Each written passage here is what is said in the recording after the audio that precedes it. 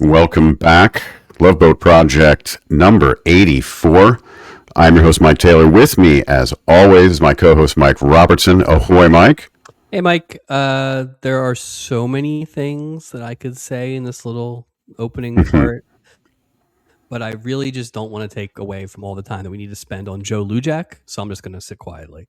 Oh, Mr. Lujack. I'm glad you brought him up already. Jeez, what an odd last name to repeat over and over and over again. That was like Lojack. Isn't that thing that you find your stolen car or something like that? Yeah, Lojack was definitely same. Actually, kind of the same style, I guess. He was rough and tumble like a Lojack, but He very rough and tumble. We'll definitely dive into all. Yes, we will. Stuff, but I would dare say awards in the future, both real and made up, for Mr. Lujack. So, if there was a best punch, I mean, I would just go ahead and we interrupt this regularly scheduled programming to award Mr. Lujack a special stubby. I mean, but we don't want to promote violence. Are we just ignoring Pernell Roberts with that? Well, maybe we probably are. We probably are. It's a good point. We are here to talk about The Love Boat Season 4, episode number 7. Episode titled "She Stole His Heart." Return of the Captain's Brother, and Swag and Mag. That's a terrible Swag and Mag. It's a terrible storyline name. I have recently kind of, not on purpose, but just in the course of doing business, have kind of missed like the second and third storyline titles. Like I see the first one that shows up on IMDb or Paramount. Well, how does it make the first one? Is it the best one? Is the first one? Do you think? I don't know. It was just She Stole Her Heart or whatever was the first one this week on both things. So, but Swag and Mag I missed until the very end, and I was okay with that. So. Yeah, I was fine with that too. I'm fine with that. That's not yeah. Original air date Saturday, December 6th, 1980. What else is on, Mike? And let me just say before we dig into this, Mike, we got a couple new shows to discuss this evening.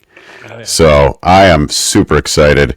CBS at 8 p.m., WKRP in Cincinnati. Episode called "A Mile in My Shoes." This is a wild one, Mike. And I guarantee you remember this one because there's no other episode. When Herb is called for jury duty, Andy takes over as sales manager and soon discovers just how tough it is trying to sell advertising time or collect from deadbeat clients. Here's the one. Les plans to disguise himself as a black man so that he can do a series of reports based on the book Black Like Me. I do remember that. Oh yeah, which time did he do that? Yeah, that's a one and done right there. Yeah, this show doesn't make it. Les Nessman. This show doesn't make it to 1982. I guess we know why. Now we get it. Jeez, Soul Man-esque. No wonder Lonnie Anderson was trying to get out of there. Good Lord. Help. She had help on her eyelids. Awful. CBS 8:30, The Tim Conway Show. Guest this week, Vicki Lawrence, in what I can only assume is a laugh riot for 30 minutes on the CBS Saturday night lineup. I mean, she was funny. She was great. Carol Burnett. She was great. You made that sound sarcastic, like you were thinking she was going to be one of her Love Boat characters. No. The one with the Congress. Yeah, she works for Scuttlebutt. Yeah. No, I think she'd be great. I wonder if she does Mama. Guaranteed she does Mama, right? I mean, that's her. Wonder if she does Mama. Oh God, yeah. What am I talking about? That's like not saying howdy. You're going to sneak that thing in there. Yeah, but that's not playing the horn. Right. NBC at 8 p.m. TV special. Barbara Mandrell and the Mandrell Sisters. Special guest, Charlie Pride. Hey. Who I have fond memories of growing up. There was a lot of Charlie Pride played in my house randomly. No other country music but Charlie Pride. It's funny, Mandrell's been on in the Chips slot, right? Yeah. And I don't know. I'm trying to keep Chips's future spoiler free for me. Yeah, same. I don't know if they're coming back, but I feel like I remember that Barbara Mandrell show being on for a while. So maybe we're done with all the vehicle competition on Saturday nights. Well, the only thing is with those like variety shows, can you really carry an hour's worth of television with? That's a lot of ground to cover. And What, 45 minutes essentially? And I think like at this point now, since we're so close to Christmas, I do wonder if we really won't have a real answer for all this stuff till January. Because That's a good point. It's all you're going to get. Yeah. Don't forget, like all those variety shows were strike proof. So sure. So if Chips isn't back by January, we'll look. But it's only surprising because they were the top ranked Saturday night show regardless. Sure. So it would be interesting if they moved them out on purpose. Well, when's the last time we brought up BJ and the Bear? I mean, same thing. We knew that, but like they were gone. But yeah, same idea. Their whole Saturday night is completely shifted. ABC at 8 p.m. We brought up the show last week, Breaking Away, The American Dream. A fraternity uses a pretty co-ed to lure Mike into playing as a ringer for its football team. Right. Dave decides to audit a college course. This is episode 2. Mike, for the first of 3 times, I'm going to ask you a question this evening. Okay. How many episodes aired of this series? I know this only because we did this when it first started. I think it's 8. It is 8 with 1 unaired. Yeah, and I think I think we basically have them every week through the 8. Like I think they're on Saturdays. Just sounds like such a boring show. I don't think I saw the movie, but based on what I think it was, I don't know what they were going to drag out of this for. I don't. It wasn't really an exciting movie. No, it was like late 70s, early 80s. A lot of chatting. A lot of chat. They love talking in the 80s. A lot of like scenes shot under trees in the autumn. Yeah, a lot of breaks of silence to really make those words sink in. Oh, it's great. A lot of sweaters. A lot of holding cups of coffee with 2 hands while you drink it kind of conversations. Exactly. Yeah, cider. Yeah, let's talk about a new show here, Mike. Ooh. The rebuilt CBS lineup has 2 brand new shows this evening. Oh, wow. First of 2, 9 p.m., new show, 1 hour long, Freebie and the Bean. Freebie and the Bean. First episode of the series titled The Seduction of the Bean. Oh, wow. Now, normally I like to give you sort of a synopsis, and then I say like with. Mike, it's a good show if they explain who the stars of the show are within the synopsis of the episode. You mean Freebie and the Bean? Like this is how they sold Freebie and the Bean. New comedy starring Hector Elizondo, I'm assuming the Bean, and Tom Mason. Maybe Tom Mason's the Bean. Anyway, about 2 streetwise San Francisco cops based on the 1974 film. In the opening episode, Walker and Delgado. Well, Delgado, there you go. Hector Elizondo. Yeah, I would hope. Or Walker, pursue a building contractor who secures businesses with the help of a seductive sales staff. Mike, for the second time this evening, how many episodes of this series aired? All right, so let's do the math here. So it's Saturday night. We know CBS is struggling terribly. The strike. I really hope we're getting some Christmas here in the next couple weeks. But I'd hope for more than Freebie and the Bean coming out of the strike. Just as give me a better title. I'm gonna say 4 aired, 6 were made. That's a good guess. 9 aired, 2 unaired. Okay. Let's skip back over to NBC at 9 p.m. Movie, semi-tough. Ooh.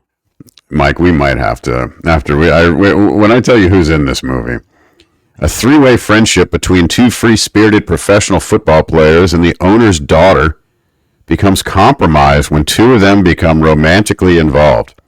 And in one name, you're gonna be like, done. Starring? Yes. It's Nick Nolte. No. Oh, I'm not. What am I thinking? That's North Dallas 40. 40. You're right. Okay, I don't know who's the semi-tough. With Bert Convy, Burt Reynolds, two Burts, Chris Christopherson, Carl Weathers, Big Seamus himself, Brian Dennehy, and Jill Clayburgh. Wow. So Jill Claiborne's the owner's daughter. Yeah, but I mean, I feel like I've seen one of them, but I don't know which one I've definitely seen. seen North Dallas 40. Yeah. Yes, I've seen pieces of this because I kind of remember Chris Christopherson in a football movie, but I just remember from that his what's that with the trucks when they are in what's that thing when they're in a big group. He played a trucker, the rubber duck. What is it called when the trucks are in a big convoy? Yeah, he played a trucker named Rubber Duck. Is what I remember him best from. So I think I've referenced this. I also remember him from a Muppet Show episode that he was in with his wife, and then read in IMDb they divorced very quickly after that Muppet Show episode. So, Well, I wonder if that was the tipping point right there. I mean, it was awkward. He had an affair with a Muppet or something, One of the chickens. or one of the chickens. Nice. So that's on from 9 to 11. I'm going to move on to ABC. I kind of new rule here. I'm not going to give an episode description of Fantasy Island until we kind of dig into Fantasy Island and figure out what's going on. Which should be soon. Should be soon. Yeah. And again, I was saying I don't want to say much until we discuss the one in the hopper. But I will say, guest stars this week, Don Amici and Sonny Bono. Whoa. So, royalty. 10 o'clock, another new show on CBS. The Secrets of Midland Heights. First episode called Founders Day. Debut of a dramatic serial about the lives of several generations of families in a small college town. This is, side note, this is from the makers of Dallas. They were trying to... Wow. This was with BB Besh, Jordan Christopher, Nope. Linda Hamilton, Oh, okay. and Lorenzo Lamas. So he had a show in before in the hopper. Yeah. And he had this thing the week after the worst episode we've seen all year. Oh, we're lousy with Lamases this month. Well, we have a Lamas link to this episode too, other than this. A fortuitous link because I forgot a note in my last episode with a Lamas. So excited to get that one in. For the final time this evening, Mike, how many episodes of this show aired? Oh, God. I'll go back with my 4. 8 aired, 3 unaired. Interestingly enough, Lorenzo Lamas' father directed like 4 of the 8 episodes. Wow. So I don't know what kind of deal they had. And action. Yeah, they wanted more Lorenzo, which I mean, or Lorenzo's dad. Hernando. Yeah. Hernando, yeah. And that's what else is on, Mike. Let me give you the episode synopsis for this evening's episode. Tell me if you agree with this one or not. Psychiatrist Elliot keeps his distance when a kleptomaniac Mary falls for him. I mean, I guess he tried to keep his distance. Kinda, yeah. I mean, I got a lot of questions about the reasons for that guy's cruise. Yeah, it doesn't make a lot of his magic tape recorder. So how do you lose that? You know what I mean? Like, how do you anyway? Vicky is disappointed by TV action star Steve Swaggart. Private Eye. Call me Swag. Meryl's brother. Swag loves you. Swag loves you. When you see me blow a kiss, know I'm bloated for you. Cha-cha, swag out. Meryl's brother Marshall introduces his fiancée Natalie, but old flame Annette wants him back. Marshall, darling. In this week's episode, let's talk about guest stars, Mike. first guest star this week is Arlene Dahl. First of four appearances on the Love Boat. Hey, Mike, it's Lorenzo Lamas's mom. It's her oldest child. Wife, yeah. So I meant to ask this. Yeah. When Lorenzo was on, was that our first father-son? I know we've had mother-daughter, mother-son. Well, Gopher's dad. Remember, Gopher's dad was on. They did that whole. Real. But I think this is definitely the first time we've had a mom, dad, child. Yeah. Here on the Love Boat. So congratulations to the Lamas family. What No kidding. Honor. They got him in pretty tight here at the end. Yeah. Another fun fact about Arlene Dahl: she was married 6 times. Ah. So. Wow, that's a lot. That is a lot. Funny when you go through these IMDb's, especially for people where you don't really know them and they're like from the 50s and 60s in terms of heights of career. It is wild. It just seems like divorce must have been so much easier logistically back then. 6 marriages and 6 divorces, like regardless of the emotional investment, it just seems like a lot. It just had to be cheaper. There's no way it could have been super expensive if it was 6 times. The Johnny Carson thing, like no way. There's no prenups. Right, it's like the Michael Scott, I declare bankruptcy out the window. Oh God, it's so funny. I am divorced. Yeah, divorced. Huh. Next on the list is Ron Ely.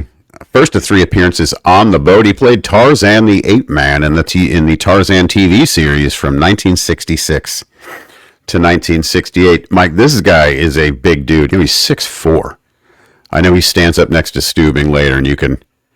He's a giant dude.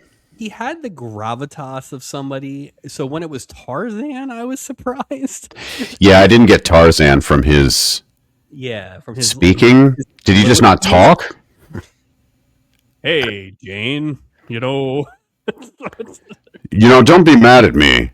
I have hands and I grip. That whole speech about acting was one of the most ridiculous things. I almost went back and wrote the whole thing down. And we'll obviously get to it, but as we get into this run of normal, maybe not great episodes, one similarity that I've noticed is a lot of import, a lot of emotional pathos being placed into nonsensical issues. Just random buckets of like, we'll throw a little extra. This one was a great example of that. Next is Zsa Zsa. Again, her sister's been on the boat before. Yeah. And you know what's weird, right? So this is her first and only appearance. It says she was a Hungarian and American socialite and actress. I don't really understand what she's famous for. I think she's famous for being famous, right? Kinda. Except for cameos after she hit that cop.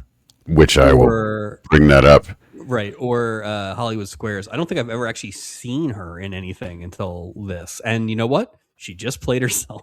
So. She did just play herself, just like she did in Fresh Prince of Bel-Air after she smacked that guy. Yeah. If you don't know what we're talking about, on June 14th, 1989, Zsa Zsa Gabor was accused of slapping a Beverly Hills police officer in the face when she was stopped for a traffic violation. On Flag Day? Come on, Zsa Zsa. Come on, let it. Right? 3 months later, a jury convicted her of slapping the officer. They also found her guilty of driving without a license and possessing an open container of alcohol, which happened to be a flask of Jack Daniels. Come on, darling. Didn't figure her for a Jack Daniels. Figured her for like a peppermint schnapps or something Hungarian. But darling, give me the hooch. So it was found in her $215,000 Rolls Royce, but acquitted her of the charge of disobeying the officer when she drove away from the traffic stop. Good Lord. She was just had a couple drinks. It's all right, Zsa Zsa. She was, the episode wasn't good enough for her to be annoying, but it was very much a one note performance, which I guess I expected. She greeted him with the same greeting 5 times. You know what I mean? It was not a lot of. She didn't put a hard day's work in on this episode. Not a lot of range. No. Stubing's out there playing 3 guys, and she's barely acting. She's barely doing one. I mean, it's possible. I mean, it could be she could be in that Norman Award, award run. Zsa Zsa boring. And you know what's weird? I'll save it. I'll save it. I don't want to. I don't want to give up all my Zsa Zsa observations yet. Aaron Gray, someone we've talked about several times, wondering if she'll appear on the show. First and only appearance in the Love Boat. Boo. Really? Really? Yeah, that's lame. Starred in 37 episodes of Buck Rogers, 5 seasons, 116 episodes of Silver Spoons, which was one of my favorites as a kid. I love that little train. I meant to look it up today, actually. Yeah. Are we in Silver Spoons yet, or are we close? I don't know. I don't. If you're saying it's only 5 seasons, I think we aren't there yet. No, I don't think we're there yet. I think we're that Alfonso Rivera season is definitely like 84, 85. So we gotta. Well, and Jason Bateman would also be on that show as well. Remember, he was that and then he had a spin-off. Yeah. The interesting thing with Aaron Gray was I don't totally remember how her character was in Buck Rogers, but she was a colonel. She was in charge. Right. And then she kind of, especially in the beginning of Silver Spoons, she was kind of a bit of a fussy pot kind of thing. Stick in the mud. This weirdly did feel like a template for where she would end up. I mean, she's kind of playing the character here. Yeah. She's playing the same, working for Mr. Stratton sort of thing. Yeah. And I mean, she was fine. But she's fine. It was definitely like an Aaron Gray. It wasn't anything. I wasn't like, wow, Aaron Gray. No. She didn't blow me away, dude. It wasn't the blow away that another female actress on this show gave me. So. Yeah, true. Well, there was a couple really good lines, too. I will say this. It's nice to have her on the show, but be careful what you ask for. When you meet your heroes, you might get a little disappointed because her appearance wasn't great. I'm just really glad that we had her on the show. I'm glad we had her on the show. I'm disappointed she won't be on again. I think this is a good example to your point of just I don't want to spill all my stuff, but it's like we've talked about it before where sometimes a pretty lousy episode can get carried by the fact that you like the people in it. That's true. That's a good point. There weren't enough of those for me, I guess. This week. Yeah. And then Aaron Gray is Aaron Gray, right? She's not going to be. If it had been more interesting, it would have been more interesting. But it's like she's not going to be like, oh God, Aaron Gray's in it. This is great, Oh yeah, she's not a reason to watch. Yeah. At all. She's not moving the needle. She's a supporting player, So. I mean, maybe in a few years it would move the needle. If they had carried Swag out of the fight on the train, that would have been an A+. With John Houseman. John Houseman comes in and gives him a lecture. He takes Rick deer hunting. Richard, it appears that the Tarzan man has been knocked unconscious. When he used to do that, oh God, he used to do this commercial. I can't remember how it went. Stuart Varney. Not Stuart. Is it Stuart? Not Stuart Varney. That's the guy on the CNN Financial, the English guy. It'll come to me. Smith Varney? Something like that. It was some company. Now we're just giving free advertising. Yeah, we can't afford to do that, Mike. We have a platform. We can't just give it away. Gray doesn't come on during Silver Spoons. I feel like we're not going to get Houseman. Oh, I don't think we'll get Houseman. I was hoping we get like a Silver Spoons wave. I hope we get Rick's dad, whoever that is. I'm telling you, he's going to be on as a bad guy. I'm very. That's my. Oh, yeah, I could see that. I could definitely see that. Like with a mustache. Just to break character and be like, who's that? I don't even recognize. Yeah, I like that. Stephen Keep Mills, first and only appearance in The Love Boat, starred as Les Kincaid for both seasons of the Alice spinoff Flow. Oh. Yeah, slim pickings for Stephen Keep Mills. Like I could kiss my grits. He could kiss my grits too. I'm lame. He was awful. Yeah, it was not good. He was not good. Welcome back, Joan Van Ark. Mike. Not awful. Not awful. Oh my. Second of her 4 appearances. We saw her last in a legendary episode, season 3, as Chris Haley in episode number 8 in What's a Brother 4.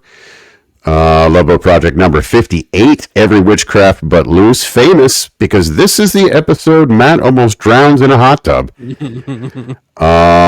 She's very aggressive with Matt's handicap and his, guilt tripping everybody. I think she got a nomination for She Best did. horn dog. Yep. I will say this. I thought I she was. knew Yeah. Joan Van Work was in it, and as I'm kind of first watching it, it's the first couple scenes. You're Yeah. kind of like warming up or whatever, and I wasn't quite paying attention. Just had it on, and I was like, "Oh God, who's this cowpoke that they got?" I could not believe 100%. that was Joan Van Ark. Like, my God, like She did a great job, man. we always talk about like the swings, right? Like the Richard Mulligan. We talked about it with Wheezy last Yeah. week, but she's Mhm. kind of confined to with her voice, right? But this was like a Pat Harrington character. This was acting. Yeah. You know what I mean? We have that award where like another appearance in this season sort of outshine. Yeah. I thought she was a Stubby nominee the first time, but I really thought she was wonderful in this episode. And I mean that is the kind of thing where there's nothing there, right? It's a ridiculous. No, it's completely ridiculous. She owned it. It's just the fact that like I couldn't believe it was her. Yeah, it was just like that was a shining star. Except for Lujack, she was the best part of this episode. Probably she really was. I thought she was fantastic. Well, we haven't gotten to 2 guest stars. The last 2 this week. A returning guest, O.D. Warbucks, second and final, maybe, appearance on the Love Boat? Maybe? I don't know. We saw him last year, Love Boat Project 69, once more onto the security breach with Jonas Beals. Maybe we'll see him again. I didn't know we were going to see him again this season. I went back and listened to that episode for context. Yeah. While I will drop in what we thought about it. That is an excellent episode. I will say that is weird. That was a very good episode. We enjoyed it. That was a fun episode. I will say I was stunned that it was only late January, early February, and they already brought it back. It was too soon. Yeah, I agree. I have solves for it, but it was too soon. I agree. I liked it, but I would have liked it more a year from now or 6 months from now. Final guest star this week, the mysterious Sonny Wilder. First and only question mark appearance in the Love Boat? No idea if we'll ever see Sonny Wilder again on the Love Boat. Go right ahead. I think here's what I'll just say. I think I would have rather Sonny Wilder been the main focus. I think the same thing. Just something different. And also, I think all the stuff we loved about Marshall got neutered a little bit. Oh, they pulled back on his character big time. And I didn't need the character development for Gavin MacLeod playing the second guy, right? I just want to see Gavin MacLeod going crazy. Yeah. Up on the bridge with a remember, big yes, champagne and we got none of those shenanigans this time.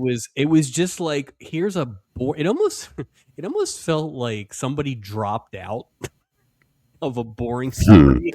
They're like, well, last minute, Doug Henning can't be in here this week, so they replaced him with the law of diminishing returns. I feel like maybe applied here a little bit. So I completely agree. And we'll dig into it. It was just interesting. All right, so that's the synopsis. Guest stars. What else is on? Anything to go over before we hop on the boat? I will posit that this is by far the worst Kernsing in the history of the show. Tell me more. Joe Lujack was in so many scenes. Yeah. Was basically the co-star of the swag plot. Was amazing. Had a lot of lines too. It was active. He was active. He had 3 or 4 scenes where it was just him and Tarzan. Like it was. I went back like twice to make sure with all the Stubing characters at the end that I didn't miss him somewhere or whatever. So I would say even Joanna Kearns, who the term is named after, like this. Trust me, if we didn't have plot Kearns already baked in there, we would just start calling this thing Lujack. Lujacked. You got Lujacked. I mean, it's not. It's catchy, boy. It's catchy. I don't know. We'll have to put a vote out. The amount of Lujack merch that I'm going to be selling in the store, in the merch store. You can just have a plain black T-shirt or plain white T-shirt, just black hashtag Lujack. I mean, I went through everything I owned to try and find something with an L. I don't own anything with an L. Like I was all my baseball hats have a P on it. I'm like, damn it, not that one. Damn it, not that one. I looked at like some old hats. I'm like, no. So I went with this hat that has a Liberty Bell, which is that's good. I like the alliteration. Like Swag's jaws. New York Liberty. I should wear my New York Liberty jersey. You know what I mean? Something. I don't know. Los Angeles, Los L. Joe Lujack. Even though I can't quite remember your name, I think it's Bill something. Yeah, your name's Lujack, sir. Yeah, it's Joe Lujack. It'll always Joe be Joe Lujack. Lujack, and I think it might be Joe Lujack at the Stubbies. So wow. Oh, it's not. We're gonna. The legend of Lujack has to carry on. We have to do it for him. I mean, he got screwed once. He did. You know? He will not get screwed again. He will. No. He will. I cannot imagine a world where in the final 18 episodes of our season, we have 5 better villains that Joe Lujack doesn't at least get nominated for that. So great villain. Wasn't afraid to get physical either. Love him. Just a great bully. And shout out to his sidekick too. Oh, his sidekick was funny. Yeah, they were great. What a weird combo. Those very weird. Yeah, his buddy did not match. I was like, I don't believe these guys ever hung out. Like, there's no way. His buddy was like tin roof rusted. He really was. He really, really was. He was Paul Lynde, basically. It was wild. Lujack and Blind. It's the comedy stylings. Lujack and the Bean. No. Oh, poor Hector Elizondo. All right, let's get on the boat. Mike, we begin at night. We haven't had a lot of these. Don't really know the reason why we're beginning at night, but we're beginning at night this week. I mean, they never mention a stop, ever. Nope. Right? They don't even. The fact that Marshall gets married on the boat. Like, come on, man. You didn't even have to leave port. And I have a couple questions about that, too. I took some issues with that. Doc's looking over the rail, and Stubing walks up, tells him he's excited because his little brother Marshall's finally getting married. Doc reminds him the last time he brought a woman aboard he was supposed to marry, and that didn't work out. Stubing says it's different this time, Mike. He's different this time. So do you think that was referring to Diane Ladd? Had to be, right? Had to be. I don't know. He didn't bring her on the ship to get married. No. He found her on the ship. He met her. It was a third person. Yeah. He goes on to tell Doc that she inherited a fortune from a silver mine. 2-part question, Mike. Is that what the 7 dwarves were mining? Second part of the question, is Marshall Stubing marrying Snow White? I thought she had a silver Burl mine. Burl Ives mine. All the classics. Sure. Silver and gold. A silver mine? It was a weirdly vague, and we've talked about the prices of gold going up. I mean, Tom Hanks is lousy with gold, but how do you go broke on silver mines? I don't understand. Especially with all the wares that they are reluctant on silver for. What are you going to eat with, Mike? Jimmy Carter's America. Only a few more weeks. If you take the silver out of ware, what are you going to eat with? You see what I'm doing there? Doc says that sounds like a real thing to him. Stubing sees Marshall and walks over to greet him. Mike, the magic of split screen is back. I love it. A little better. It was a little better. Not a lot, but a little. Yeah. Towards the end, it got a little shaky. And that end scene, like 3 people in there. So. Well, the captain's table was shady. Like it was the widest table I've ever seen. Marshall introduces Natalie Martin to Stubing, his bride to be. Stubing says he can't believe that Marshall's settling down, and Marshall says that he is a changed man. I guess we'll see, Mike. I guess we'll see. Marshall says he hasn't even looked at another woman since he met Natalie. We see in the background a woman enter with a leopard headscarf and wearing a fancy medallion. I thought it was the prince. I thought it was Madam. I thought it was Pat Harrington. He's going to come up in a few minutes, by the way. Marshall, darling, she says. She walks up to Marshall and says, is that such a put on, too? I can't imagine, like... Oh, you don't think that's her real voice? Oh, it was just exhausting if that's her real voice. Just, I don't think when she hit that cop that she was like... She wasn't calling him darling. I bet you she's got like a Jersey accent, like a Camden accent. Zsa from under the L. Her name is...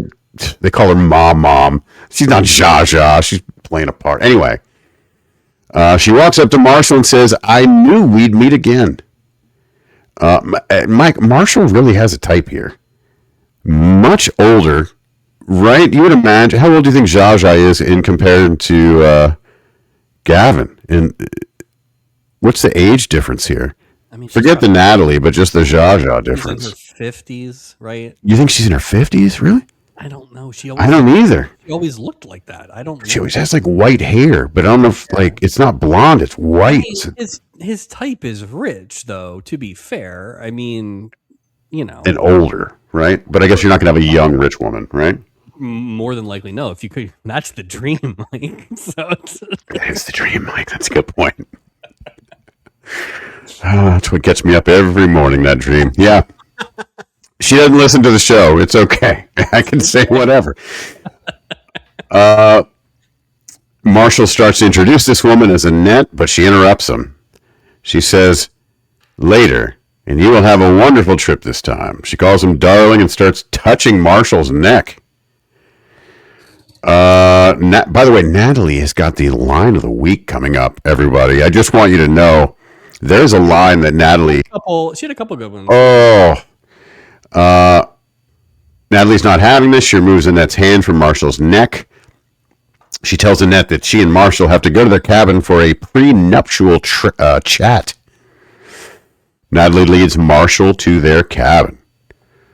Cardboard cutout time. It says in-person Daryl Bruder. TV Steve Swaggart, Private Eye.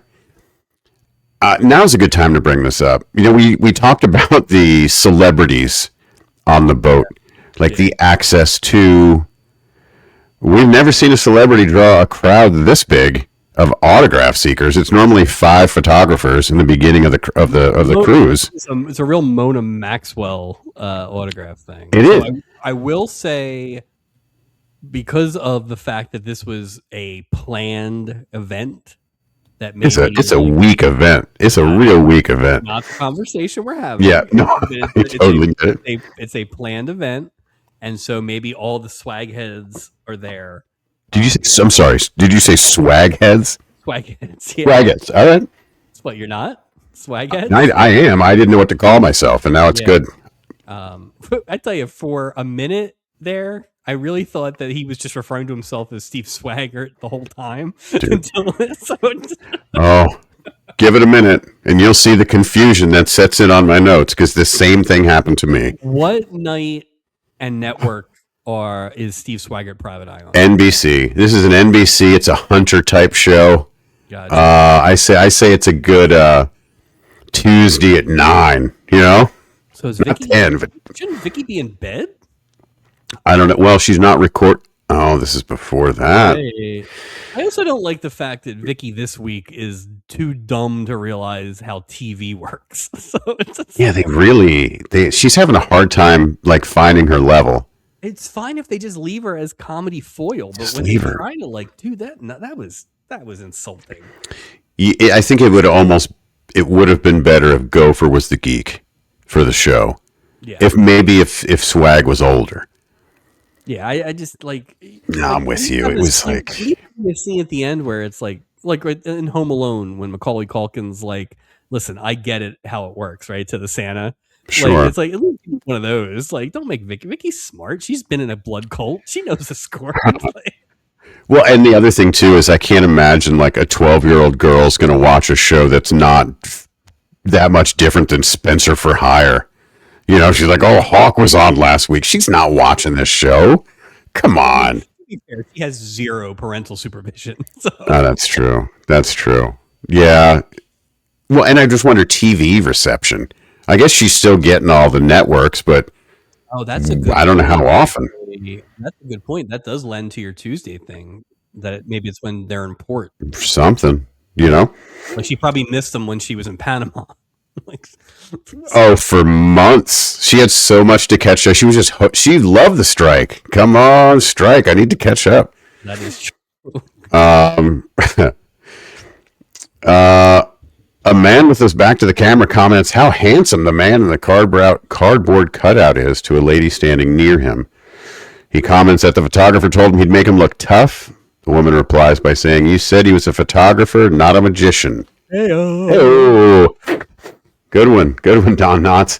The man, for my purposes, we're going to be referring to him as Swag.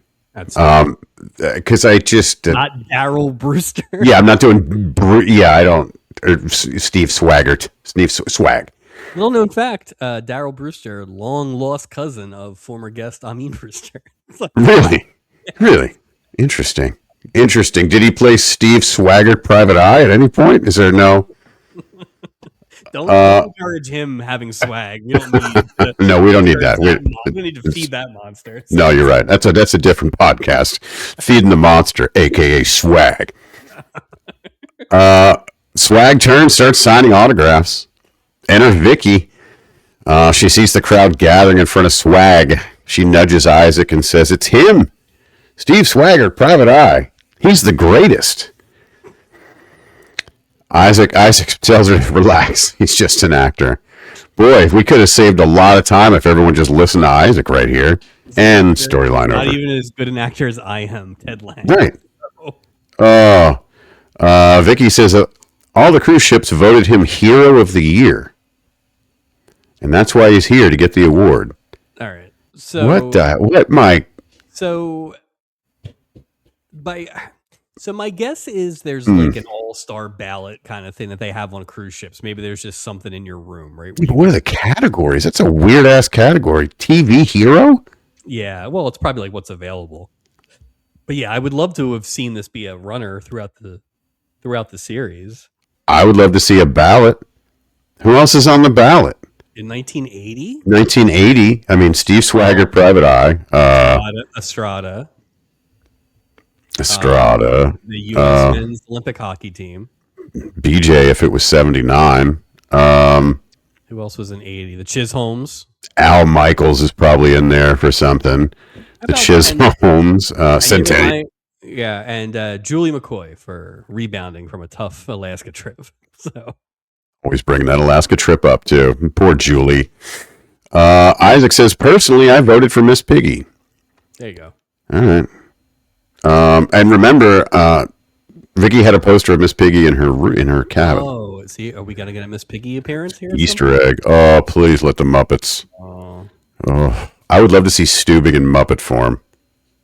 There is apparently a Love Boat Muppet sketch or Sesame Street or something. There is some puppet Love Boat thing in the mid '80s. I have not found it yet, so we'll find it. Well, we're only in 80. We're going to get to it. We'll find it. You know what I mean? I'm watching a lot of Sesame Street, so maybe it'll pop up one day. I get it. Julian Gopher, welcome aboard Miss Huggins. Speaking of accents, Mike. Apparently Miss Huggins has never been on a cruise before, and she's from Oklahoma City. Gopher says Oklahoma City is, quote, mighty pretty in his best Southern accent. Mike, from an academic point of view, I just want to point something out. They do not have the correct accent. Throughout this whole episode, the accent is wrong. Let me tell you about the Oklahoma accent. Okay, the Oklahoma accent is defined. What? How often have you been in Oklahoma? So many times. You don't know how many times this has come up. Especially since the Sooners joined the SEC. It's a lot. So the Oklahoma accent's very specific. Defined as a unique blend of Southern drawl and Midwestern twang. Let me give you some examples. They drop the G from the ing words. Rainin', swimmin'. And they also shifted. Yeah. Well, here's the weird one, though, is that they also have specific vowel shifts from Midwestern twang, like warsh. So it's a mix of like a Midwestern and a Southern accent. So this old mighty pretty and darling crap. Listen. This is not Daniel Day-Lewis would have done a much better job giving it a true accent performance here. Thank you, Joan Van Ark, but you used the wrong accent throughout. I thought it was interesting that she was from Oklahoma City and Diane Ladd was from Oklahoma when Marshall Stubing was seducing her. That's a good point. Stubing picked out her Oklahoma accent, so maybe he knew about the. He knew. Yeah, maybe he had the Wikipedia that you did. Berman's Big Book of Accents. This is not the first time we've had to take issue with an accent, if I remember correctly. So no, this is a lot less egregious than some. Yeah, well, this is a lot. Yeah, this is a little better. I mean, Lonnie Anderson. Let's just Oh, you mean the British lady? Oh, who? Lonnie who? Julie introduces Gopher to Miss Huggins. Miss Huggins turns around to walk to her cabin and walks right into another passenger. He asks if she's okay. She's looking at him the same way that Julie looked at Garrett when he asked her to dinner. Just lost in the sauce, Mike. She says, I'm fine, just fine, and walks away. Passenger she ran into walks towards Julie and Gopher. And he's patting himself like he's looking for something. He says his name is Dr. Elliot Parker, but he can't find his ticket. Since when have you ever had to show a ticket on this boat? Maybe he just assumed you would have to show a ticket. Put that away. That's for you. That's for your, a hope chest or something. I don't even know why you would even. They never ask for it. We've seen like 2 tickets. Maybe. Yeah. But that was weird. Camera cuts. Miss Huggins cuts to Miss Huggins. She looks down to some paperwork, and maybe it looks like she has a wallet in her hand. Yep. She says, "Why did I do that out loud?" Insert laugh track. Weird spot for a laugh track until we knew what was going on. I mean, still kind of a weird spot for a laugh track. Yeah. It's like what? Let's space out a little bit. Yeah. Or, like. People, when someone's in front of you, you don't automatically know how they're going to go, so you don't get right back on him. Like, Joan Van Ark is a victim here. I'm glad she took that guy's wallet. Yeah, knowing what we know about how lame that guy is, yeah. So take his wallet, keep the recorder, and you know what? Keep the watch. We'll talk about that watch later. How dangerous that watch ended up. Smooches too. Like, this guy sucks. He got so much romaine in his teeth. We'll talk about Romaine later. We're back to Swag. He's still surrounded by picture takers and autograph seekers. Mike, have we ever seen this big of a crowd gathered around any other guest? Not a second scene's worth of that. No, it's usually not even Deacon Dark, right? No, because again, it always comes and goes. They don't make it to the second level. Like, we always joked about it, but like the Mona Maxwell one, where she gets hounded, they all go up the steps, and then that's it. She's just that's it. They're gone. That's it. Goodbye. She's the most famous woman in the world, followed by nobody. Yeah, it's yeah. Even Don Knotts got one person following. He did. Yeah. The woman with Steve Swaggart tells the crowd that's enough, and the crowd disperses. Vicky drags Isaac over to meet Swag. Isaac welcomes him aboard. He introduces Vicky, says she's a big fan. Vicky says hello. He tells her to call him Swag, so I'm going to call him Swag. Introduces Maggie Cook, his agent. Isaac says, his agent, really? She says it's better than being Maggie agent, his cook. Hey-o. Oh. So, like, did they ever really make it clear until the end that they were dating? No, not at this. No, right? Like, it's weird too, because I don't think anything happened to make her want to date him. In light of everything we know now, like, what? You're his agent. It's just a Love Boat thing. But then he kept making these references. Like, that's clearly why he challenged Lujack. But like, I don't know. It was poorly. It's weird. It was poorly written. I guess they were too busy writing that speech. Well, she's not very professional. I'll say that. Well, she upgraded 40%. So. No, she did upgrade 40%. That's a good point. Two gentlemen board the boat and see Swag. They see him sign an autograph and say that he's a Hollywood phony. Lujack says that, and he'd like to see Swag in a real fight. Lujack's friend tells the other to let it go. Lujack says he came on the cruise to have fun, and he walks towards Swag. Walks up behind him and yells, "Boo." Then laughs and says, "Did you see him jump?" and walks away laughing. Boy, Swag's like a real, searching for the appropriate word. Paper tiger. Paper tiger is the nicest word. Wasn't the word I was thinking of, but yeah. I mean, Swag scared of his own shadow. Swag also has some pretty poor peripheral vision. Like, Lujack came around the corner here. He was kind of right there. Like, you don't feel somebody on your back, Swag? What? Swag's the tallest guy on the ship, and you don't see someone walking up to you? Come on, buddy. Lujack immediately is a 100% Schneider character. Like, he is so like, let me tell you something, I'm gonna beat this guy up, and he's that guy. Like, all he needs in life is just a container of coffee at the job site. You know what I mean? He's a blue collar. He has had lunch on a beam. Oh, he doesn't believe in safety precautions. I mean, look at this guy. He's great. He's built like a concrete nail. He was just the perfect level of cartoon, but even the voice was perfect. And I think the fact, you know what it was? He was like a bad guy wrestler, but he's fighting a guy, like a face that you don't like. Like, I didn't like Steve Swaggart at any point. No, me neither. I was rooting for Lujack the whole time. I kind of was too. He should have. Lujack's no jobber, Mike. Let's just say that. We know he's no jobber. This was Piper Hogan, man. I was rooting for Piper. Yeah, 1,000%. Vicky asked Swag if he's going to let that guy get away with that. He's going to get that from saying boo? Vicky's already got weird expectations. Swag tells Vicky that sticks and stones may break my butt. Well, you know how that ends. You know how that saying ends. Oof. We get a brief ticker tape scene without Jerry Stiller again, and we are off. I missed that scene so bad. I wish just they'd throw it in. I was say it's gone at this point, but it was around for a while too. Marshall's in his cabin with Natalie. He's explained that he and Annette were just old friends. Marshall starts laying the smooch. She asked Marshall if he'd still love her if she didn't have $20 million. Boy, $20 million back then. Good Lord, man. That's some serious. I mean, not that it's anything to sneeze at now, but that's a lot of cash. Marshall said that he's hurt. She'd even ask and tells her that he'd love her even if she only had $10 million. Cute laugh track.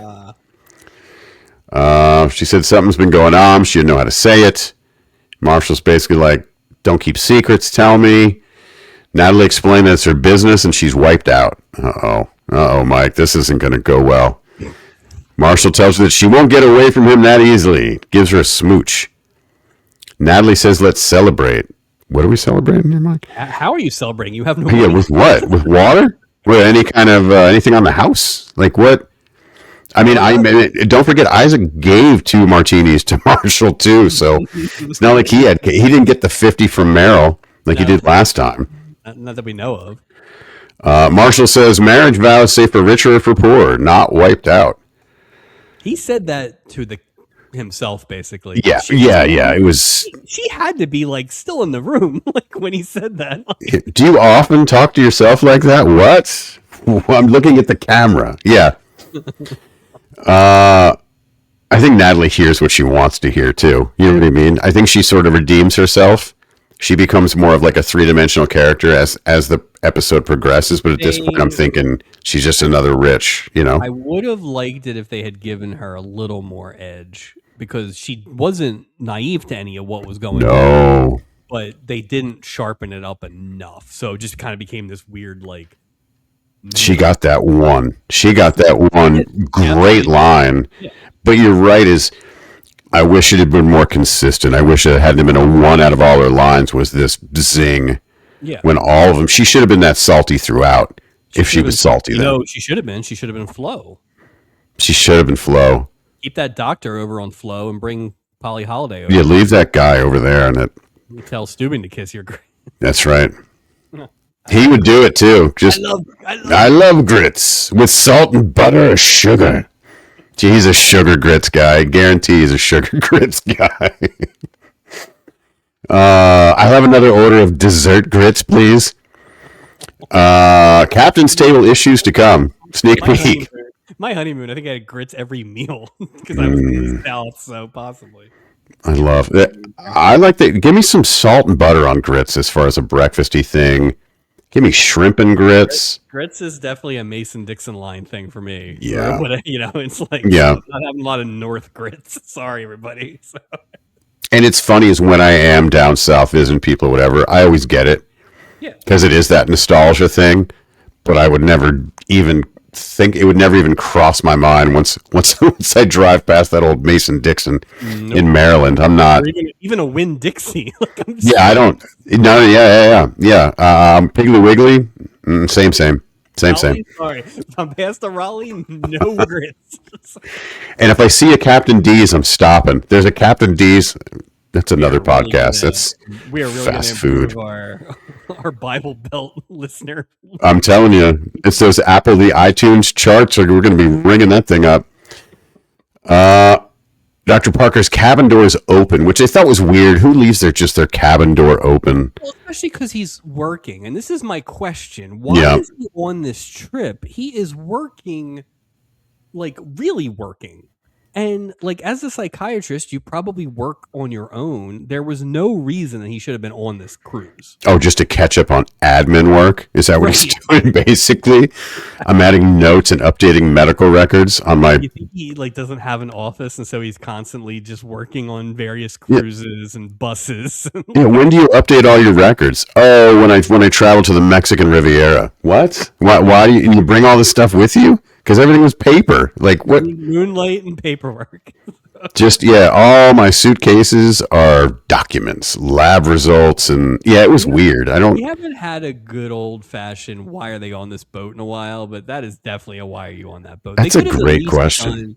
They could have at least done like, oh, there's a psychiatrist convention or something. Oh, if I'm finally taking a vacation after all this time, and they make him as a workaholic. You could do so many things. Exactly. Yeah. Throw him in there and he starts working. And by that tape recorder bit that we'll get to later is so weak. Weak. And it's a magic tape recorder, apparently. Apparently things disappear and come back and rewind buttons don't work. Yeah. Good. I'm glad we're on the same page. Cabin door is open. Mary Sue Huggins walks in, asks him if he remembers her from bumping into him earlier. Still weird to have that thing open. Like if you go to a hotel, you don't just leave your door open. I mean, aren't they weighted to close? I have it bolted as soon as I get in. Oh, I don't let even air in. Like I don't. Yeah, no. Click. Do not disturb. Click ever. Click. And this is why. This is exactly why. I don't want Mary Sue Huggins coming in and stealing my watch or wallet or fountain pen. She admires his cabin, says it's cute and cozy and masculine. He didn't decorate this cabin. This isn't a Prince Schneider type situation here. It's also very small. They only really show the doorway. And I want to be like, when you say this cabin is masculine, can you give me an example, please, Mary Sue, Oklahoma City? This crap works in OKC. Oh, apparently anything works in OKC with her. I mean, you just have to have a possession for her to steal. That's it. Shea Gilgis Alexander. Oh, where's the button? Ah, damn it. He introduces himself. She notices his luggage and says how nice it is. Better bolt that to the floor, Mike. She walks up for a closer look and she drops his wallet that she stole from him earlier. She walks to the door of the cabin and asks him, "What's on the floor next to your luggage?" And he's shocked to see that his wallet, that was not there at all, is suddenly there in a spot, and she's, okay. It's like that lousy Sonny Bono episode where they found the cash in the envelope. It was maybe it's just been here. Yeah, let's just suspend all, right. Why wouldn't you if you want to actually... See, I found it. I found this. Right, I found the lobby. Maybe when we bumped into each other, I found it, like that kind of thing. Well, Like, because she's a thief, Mike, not a liar. She's from Oklahoma City, salt of the earth, man. They're not gonna, right? That's why they have Midwestern accents. They say "warsh," Mike. Come on. I'm just glad this show finally took the time to explore all the serious ramifications of kleptomania, a disease that can be cured in 45 minutes. If that, if that. All you need is a tape recorder. That's all you need, and a pocket full of stuff, and a big lost and found section. Ooh, and that wraps up that storyline. I wish. Yeah, right. I tell him tells him that it's nice to see him again. Shakes his hand and gives him a little crazy eye before she leaves the cabin. As soon as she walks out of the cabin, she looks down and realizes that she stole his watch. Laugh track again. Oh no, I did it again. I was just going to say that. And I was like, Marshall's having a drink in the Pirates Cove. Arr. Annette walks in. Marshall, darling, here you are. She did everything, always. Sits down next. I've been going around my house giving everyone the darling thing for 2 weeks. I've been doing Lujack all week. Oh. Well, keep in mind, I'm just coming back off vacation. For a week at the beach, I was doing a lot of Zsa greetings. Got a lot of weird looks. Oh, God. Mailman, darling. Pizza delivery boy, darling. Everything was darling. It was great. The beach tag. Marshall tells her that he's getting married in 2 days and that from now on, he's a one-woman man. She says, you, a one-woman man? Marshall says, well, maybe a woman and a half, a woman and 3/4 tops. Tells her he'd better go before he loses count. Okay. I can't tell how much of my kind of ambivalence towards Marshall Stubing this time was the actual writing or the plot, or just that the newness and the excitement of Gavin MacLeod doing it the first time. But there just isn't that level of energy. It's not the same character, I don't think. It's really not. And it's just almost like kind of a ramped up Stubing as opposed to, like, I was very aware that it was Gavin MacLeod this time. Oh, God, yeah. Last time where I almost lost myself in the role. Like, so. And maybe that's partially due to what we talked about earlier. It's a quick turnaround to have Marshall Stubing back. Yeah. But it's close enough where we remember how much better he was in the first episode. You put this in season 6 and we might not remember. Exactly. And it's kind of like they have not ever really landed a recurring role. Like, they're April Lopez maybe, but it got worse, right? Honest Tex. I mean, Donnie Most was probably the best, like, honestly, but like... We talking about Donnie Most or Don Most? We know the difference. I guess he was Don the second time. My bad. So, but no, I agree. I agree with what you're saying. Yeah, maybe Betty White will. Remember we talked about how she's going to be back for those 4 times. Yeah, and I would imagine the further we go, the more. But when it gets harder to actually get guests, and they have to book people in roles, I would imagine we'll see more of it. But I haven't been super impressed with the recurring people so far. Do we ever see Marshall Stubing again after this episode? I gotta think so. I mean, I hope so. It's just such an easy thing to go to. It is. You know, we'll see. I hope so. Stubby really a dick for not showing up to his son's wedding. Yeah, no kidding. Didn't even mention him. Boy, I bet you Stubby hates his other son. My spoiler alert. Yes. I rank my favorite Stubings. We'll get to that in just a few minutes. I see a nighttime poolside carving station, Mike, and 3 violinists. And I wonder if one of those worked for Prince Schneider a few weeks ago when he was trying to impress Julie. The stupid red shoes.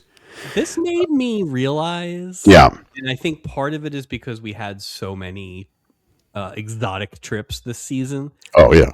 We have not had a theme night in a while. We haven't had 2 That's flags a great on the table in a long time. No flaming meat swords. We haven't had any of that. No English, jellied eel night. Any of that fun stuff. Italy. And I know we actually have Christmas coming up in a few weeks, but hopefully by the time we get to January, we'll get those flags back out. There's a lot of countries out there, Mike. But what if you could get like if they do a Christmas meal, is there like a little Christmas flag? Like a little green flag with like a snowman on it or something like that they can put on the tables? I mean, I like the flags. I like to know what I'm eating. We haven't talked about it. First of all, the Christmas episode for them will be our Labor Day episode, which is hilarious. And then I still think we're going to do our own Christmas episode. So I'm very excited. But they're dress appropriately. They're so far apart. They're like 4 months apart. So. It's going to be great. Hey, Christmas in July, Christmas September, whatever. I'm not wearing the whole outfit for the we were sweaty when we did it last year, and it wasn't in September. I just remember how sweaty this Santa hats are. Really, really sweaty. They are not built for air. They're not conducive for a long, not conducive to a long form podcast. I'll do the hat for the Labor Day one. I'll save the whole outfit for the Christmas one. So. Yeah. I think I'm gonna try to step up my game this year too for our Christmas episode. So that's different. That's a different. Yeah, it's different. That's the reason for the season. That is the reason for the season. I love the challenge of trying to make a Christmas title out of these non-Christmas episodes. I completely. Mary Sue walks up to Julie and Gopher. She asks them if they've seen Dr. Parker. Neither Julie or Gopher have seen him. Mary Sue tells them that she'll go get something to eat. Mike, who doesn't love a poolside buffet? Just to kind of get back to that. I mean, at least it's not not daytime. Daytime or the salads. Julie, it looks like Oklahoma City is carrying a king-size torch. Gopher says, here comes the old heartbreaker himself as Dr. Parker enters the pool dining area. And Julie and Gopher say they'll meet at the Caesar salad. Julie walks up to Dr. Parker, leads him to the buffet, as Gopher's talking to Mary Sue at the biggest bowl of Caesar salad I've ever seen in my life. Let me just take a minute to get serious here. That's a whole lot of cyclosporiasis right there. I just thought, don't eat lettuce strong, all these things I saw. It's just horrible timing. How insensitive of the Love Boat to do a lettuce gag. Don't eat lettuce. Interestingly enough, I know. I have two rules on vacation, Mike. Rule number one is no vegetables. So I'm number two, no warm coffee. So no lettuce, no warm coffee. Just new rule. Cold coffee people are ridiculous. Only on vacation, though. You're inside an air-conditioned house. That doesn't make any sense. It just makes me feel like I'm on vacation. When we did the visit, what did I drink? Iced coffee. Vacation. Puts me in I'm in a nice coffee mindset. Woo. Dumb. It's dumber than your no vegetables rule. It is pretty dumb. Principles. Dr. Parker and Mary Sue are now face to face. She tells Dr. Parker that she didn't think he was coming to dinner because Dr. Parker says that he lost track of time. He misplaced his watch. Hold on for a second because you're going to find it. She tells him that that's terrible, but he'll find it sooner or later. She goes on to say he'll probably find it somewhere like in his pocket. She goes to put the watch in his pocket, but drops it in the giant bowl of cyclosporiasis. Oh, no. In between the two gripper parts of the set of tongs. Mike, is there a name for that piece of the tong? Gripper? Like the top? Yeah. What is that called? Like where the actual grip part of the tong is? Or is that just tong? Top of the tongue? I don't know. And then the other thing is tong versus tweezer. Isn't a tong just a food tweezer? I mean, the bigger problem is somebody's sticking their hand in this big bowl of common salad. They really are. They're definitely not replacing it because it's enormous. It is enormous. And we're just going to be like, oh, yeah, we got plenty of salad to throw this bowl away. Somebody's tossing that thing literally with hands. Just, oh God. Or a tongue. Or a tongue. Food tweezer. Mary Sue starts tossing the salad to cover the watch. Then she starts piling the salad onto Dr. Parker's plate. So much romaine on that man's plate. It's a lot of salad humor. A poolside captain's table? Mike, how do you feel about this? I guess I I guess I respect that they're making an effort to reestablish the captain's table, but I mean, we have talked for years about how it isn't in one place. Now it's not even the right room. So, It's got pool furniture. It's got poolside plastic furniture. yeah. This is basically he's in Wildwood having dinner. Like, He's in Sea Isle at Mike's Seafood. Unbelievable. $6 million breakfast. Yeah, with $1 million. We see Stubing at least Stubing's at the head of the table. Natalie's to his left. Doc is next to Natalie. Marshall is sitting to the right of Stubing. You know why I'm breaking down the seating chart. And Meryl is giving the toast. Let me make sure I get this toast here. May your seas be calm, your skies be clear, and may all of your storms blow away quickly. It's not Mike. It's not an old sea toast if you just mention some boat stuff. It's terrible. That is one of the worst toasts I've ever heard of. Just remember that old sea shanty toast he did like later? Yeah. That's the worst one. Well, yeah, this one's bad. It's like he just came up with it on top of his head. Yeah. But how about Doc with the save? He says, "We're in the words of John Paul Jones, down the hatch." I'm like, that is a Beverly Hills physician level of social awareness. He bailed him out of that spot. Well, it's not just that, but then Doc was like, you know what? I am done being in this episode that I've barely been in. Doc was in this thing for like 2 minutes. He checked out after that. Well, they checked him out. Here comes Annette. "Marshall, darling, how sweet of you to insist that I have dinner with you tonight." Marshall gets big. His eyes get big. She talks about how they were in Paris. She tells Marshall that they should go back to Paris. Annette sits down following the boy seating chart. Good job, Annette. Good job, Annette, darling. Annette goes on to say that their dinner was wonderful, but it's the dessert she'll never forget. Oh, boy. Here we go. Marshall says he doesn't remember. Annette says that he kept coming back for more. All right, Annette. All right, keep it in your pants. Jesus. Annette congratulates Natalie, tells her that her future husband has a fantastic appetite. And this is here we go. Here, let me get the right button ready for this one. Natalie replies, "Yes, he has a very healthy appetite. The only difference is that the menu has improved." I mean, it was like she brought the fire when Zsa Zsa was there, but she didn't bring it when Zsa Zsa wasn't there. I just wish they had kind of kept that energy, in the non-Zsa Zsa scenes when he was kind of like, Marshall was like clearly doing stuff and she didn't really care. I don't think she was worried about it, but I would have liked a little more. Or consistency with the spiciness in person. Like keep going. She should have told her, like, leave him alone. Like, let's get a cat fight. Let's get a cat fight here. If Stubing break it up. 2 fights in one episode. Let's get Gavin McLeod get hit by Gavin McLeod. That's funny. Or Mr. Lujack will get involved. Have Mr. Lujack get in a fight with one of these guys. I mean, Lujack should be the captain as far as I'm concerned. He should be head of security at least. He's handling business. Damn right. Take that, swag. Vicky is talking to Maggie Cook about scenes that swagged it on stage. I want to say at this point, Mike, Vicky believes in kayfabe. It's still real to me, damn it. Like, she is a believer. And then Maggie Cook, terrible job as an agent. What an awful thing to say to a 12-year-old, too. Absolutely, telling a kid that it's fake, that it's not real. Like, it's still real to her, damn it. Like, I mean, like, why are you showing, like, behind the curtain? You would do the opposite. She's almost like softening, like waiting for this guy to let her down. Right. I mean, like, I guess maybe they just don't think that it's a kid's show, which I get, but like, you wouldn't just turn off fans. Why would you alienate? Good job, Maggie Cook. Terrible. Yeah, that was a weird. Swag walks up and shushes Maggie, like low-key shushes her.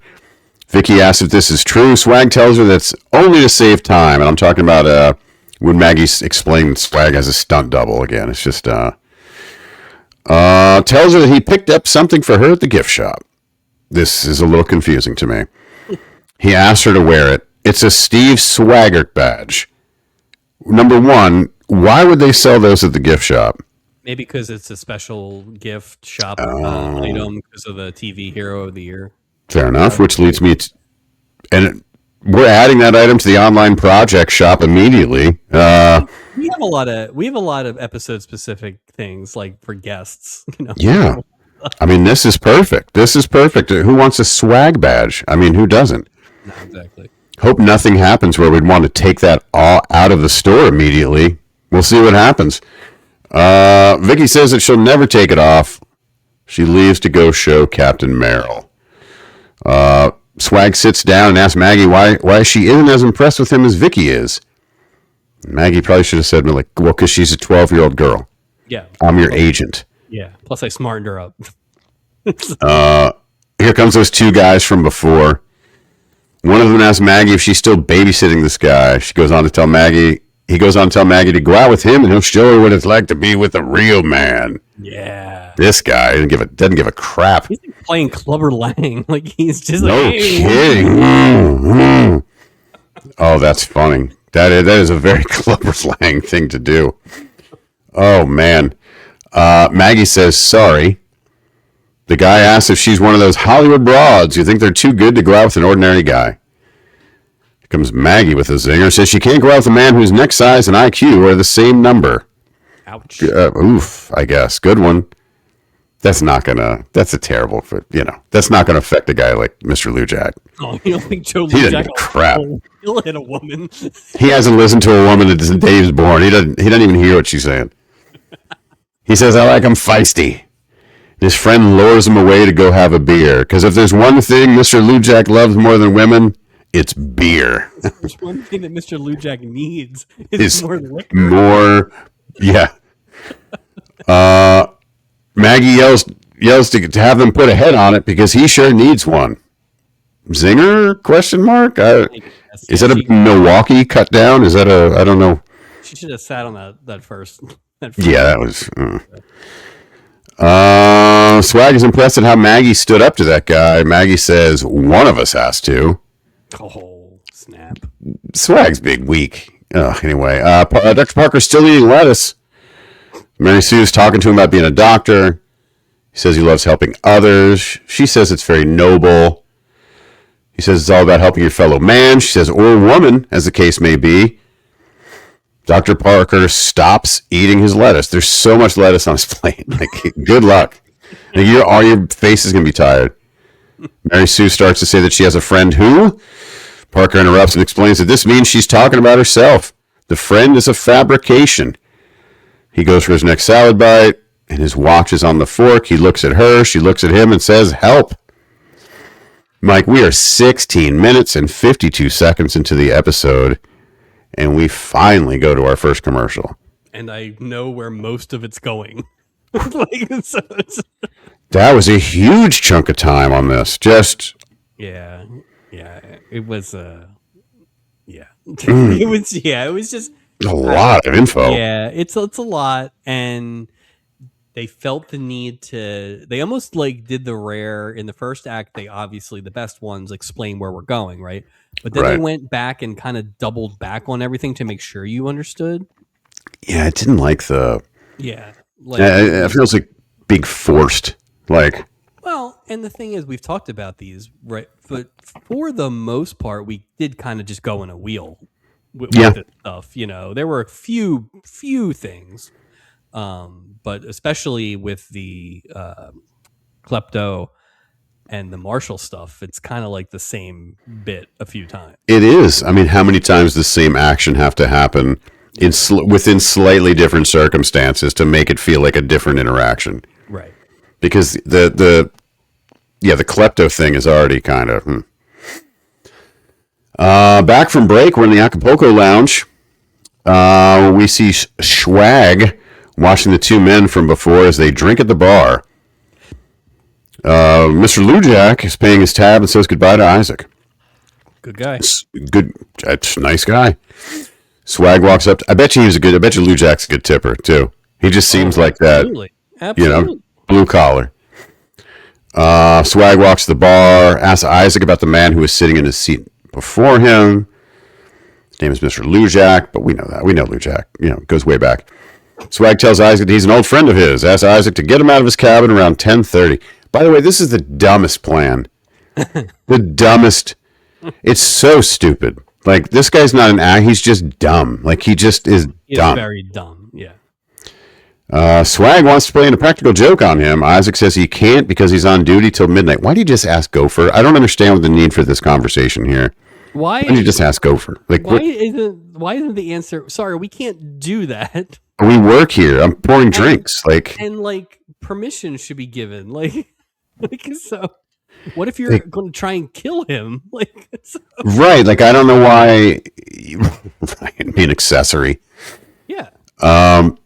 Gopher offers to do it and tells Swag that he loves practical jokes. Swag asks him to buy him a drink and hands him some money. And that's the favor. Okay. Gopher stole that money. Stole that money, yeah. Back on the dance floor, Marshall's dancing with Natalie. Tells her that Annette meant nothing to him and that Natalie is the woman he's going to marry. Natalie says that they know that, but does Annette know that? Come on. Well put, Natalie. Natalie's the voice of reason this week. Stubing is dancing with Annette. He's telling her how glamorous she is. Come on, Meryl.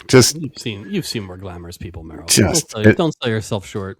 And look, he can't even say like he was drinking and he didn't mean to say these stupid things. He's sober Stubing, telling this woman how. All right. He warns her about her beauty and how his brother can't keep his hands off the bonbons. And that says something about 2 days before marriage being taboo. It was like a weird Hungarian accent. I listened like 4 times and I don't. We see that she has her room key in her hand behind Stubing's back. Way to be like inconspicuous too. Like dangle, dangle, dangle. She dangles the key to get Marshall's attention. It worked, and Marshall grabs the key. Here's what I don't understand. Why would he even grab? Well, it's very much a trope, right? Where you give somebody the room key. Sure. But just knock on the door. She'll be in there. Yeah. Why do you need the key? Oh, you plan on being prepared, right? Is that what it is? That you can walk in on that? It's going to be spread eagle? Old Zsa.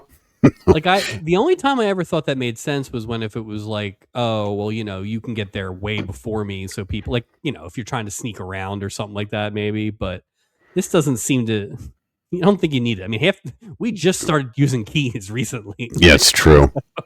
The only thing that keeps going through my mind is something that I've heard you say more than a few times is him unlocking the door and Zsa Zsa's there, all legs akimbo, just in the air, naked as a jaybird.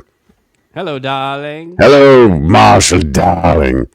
Well, it's funny though. He tries to unlock it, but she forgot that she has the little bolt on it, and so it's just kind of banging into the. It's got a chain on it. Ah, darling, one up. And then they play Battleship through the door, huh? Paul Willis is there dressed as God from Toy Story. Isaac's carrying some boxes as he sees Gopher making out with a passenger. I don't even know who this was, but good for you, Gopher. Taps him on the shoulder, tells him it's 10:35. Wasn't he supposed to have Mr. Lujack out of his cabin by 10:30? Gopher says, I forgot. Sorry. That's it. And I'm over. My bad.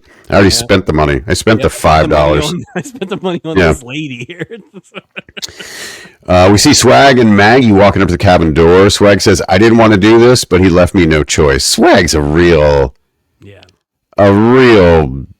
dolt. I don't even know what. He's a dolt. He is adult. But he's just so.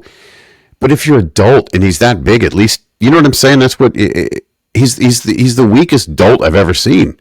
Yeah. There's no there. Yeah. No, it's just Maggie tells Swag to forget about Lujack. Swag says he can insult him all he wants, but when he makes a pass at you, again, that's his agent. Let's not. Well, that's the thing. It's very unclear. If he'd said but it's a different thing if he's disrespectful to you. That changes the whole thing. But the whole make a pass makes it seem like.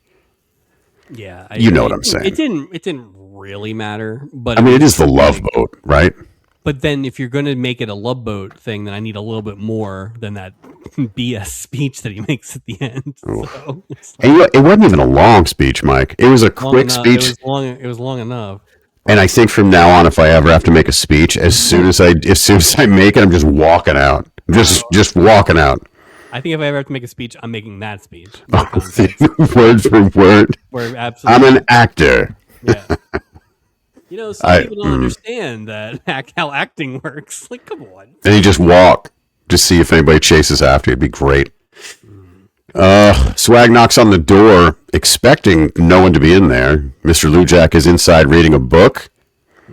I don't know if Mr. Lujack's a big reader. Yeah, I think he's Louis L'Amour, maybe. I think he's a layered individual. Like that's true. Nice. He was so nice to Isaac, which means he's good to like the service industry, and that's true. He's got a really good relationship with his buddy there. Like I think Lujack is open minded. He's just a bit of a rascal. He's a right score. Yeah, it's Mr. Lujack's vacation too. It is. Swag starts talking to him through the door. Says that he's too scared to come to the door. Swag wants to meet him on the Lido deck at noon tomorrow to settle this once and for all. Swag turns to leave. Mr. Lujack opens the door and says, "Anytime you're ready, sweetheart." What a great line. The only thing that would have made it better is he would have come out in like decked him then. Night before Christmas bed outfit. Like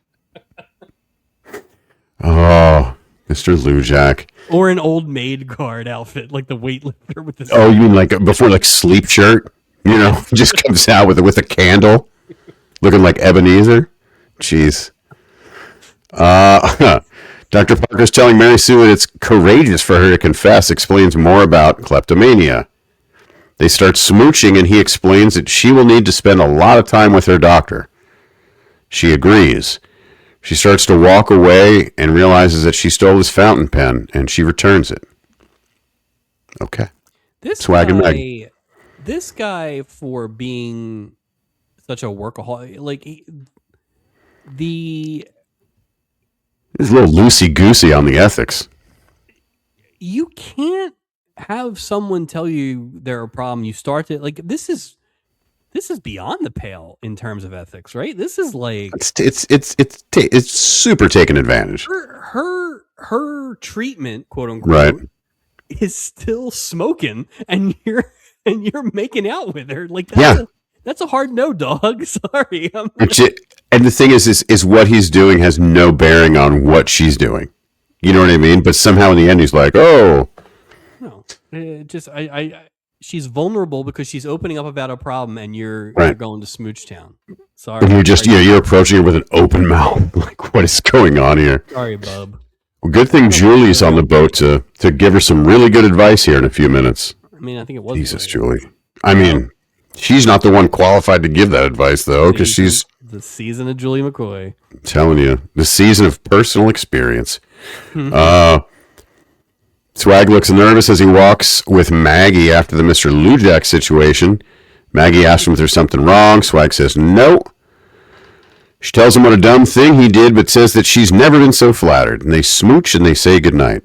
First smooch ever for these guys? I mean, that's my question. Yeah. Like, and if it is, then that really, I guess. It's not much of a reason to give somebody a smooch. I guess women are into that when you fight for them. I don't know. But like, yeah, but she even said before she couldn't really respect it. He didn't even do anything yet. He just talked. Yeah. And the thing is, if you care that much about it, then when he gets his ass kicked, it's like, yes. Then they go, oh, this guy's a joke. And they all abandon him. And they're getting drunk on Shirley Temples with 2 cherries in it. Come on.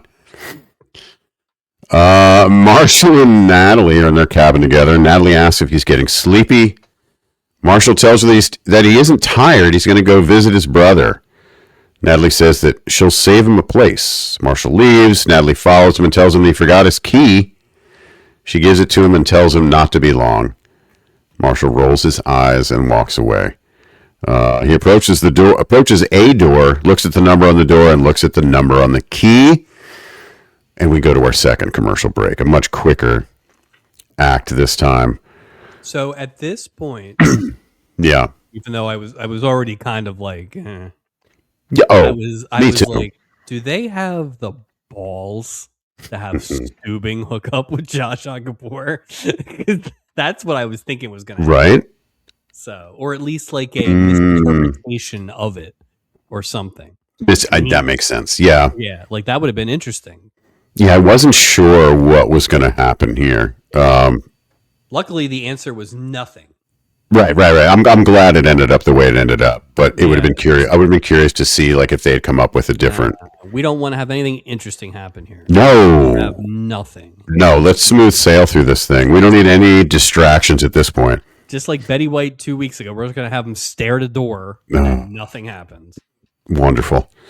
Annette Funicello would be proud. Anytime there's a storyline where nothing happens, I immediately think of Annette Funicello. There was a little Funicello in here, which is crazy if you think about what they were doing. But there was a little Funicello in here. Yeah.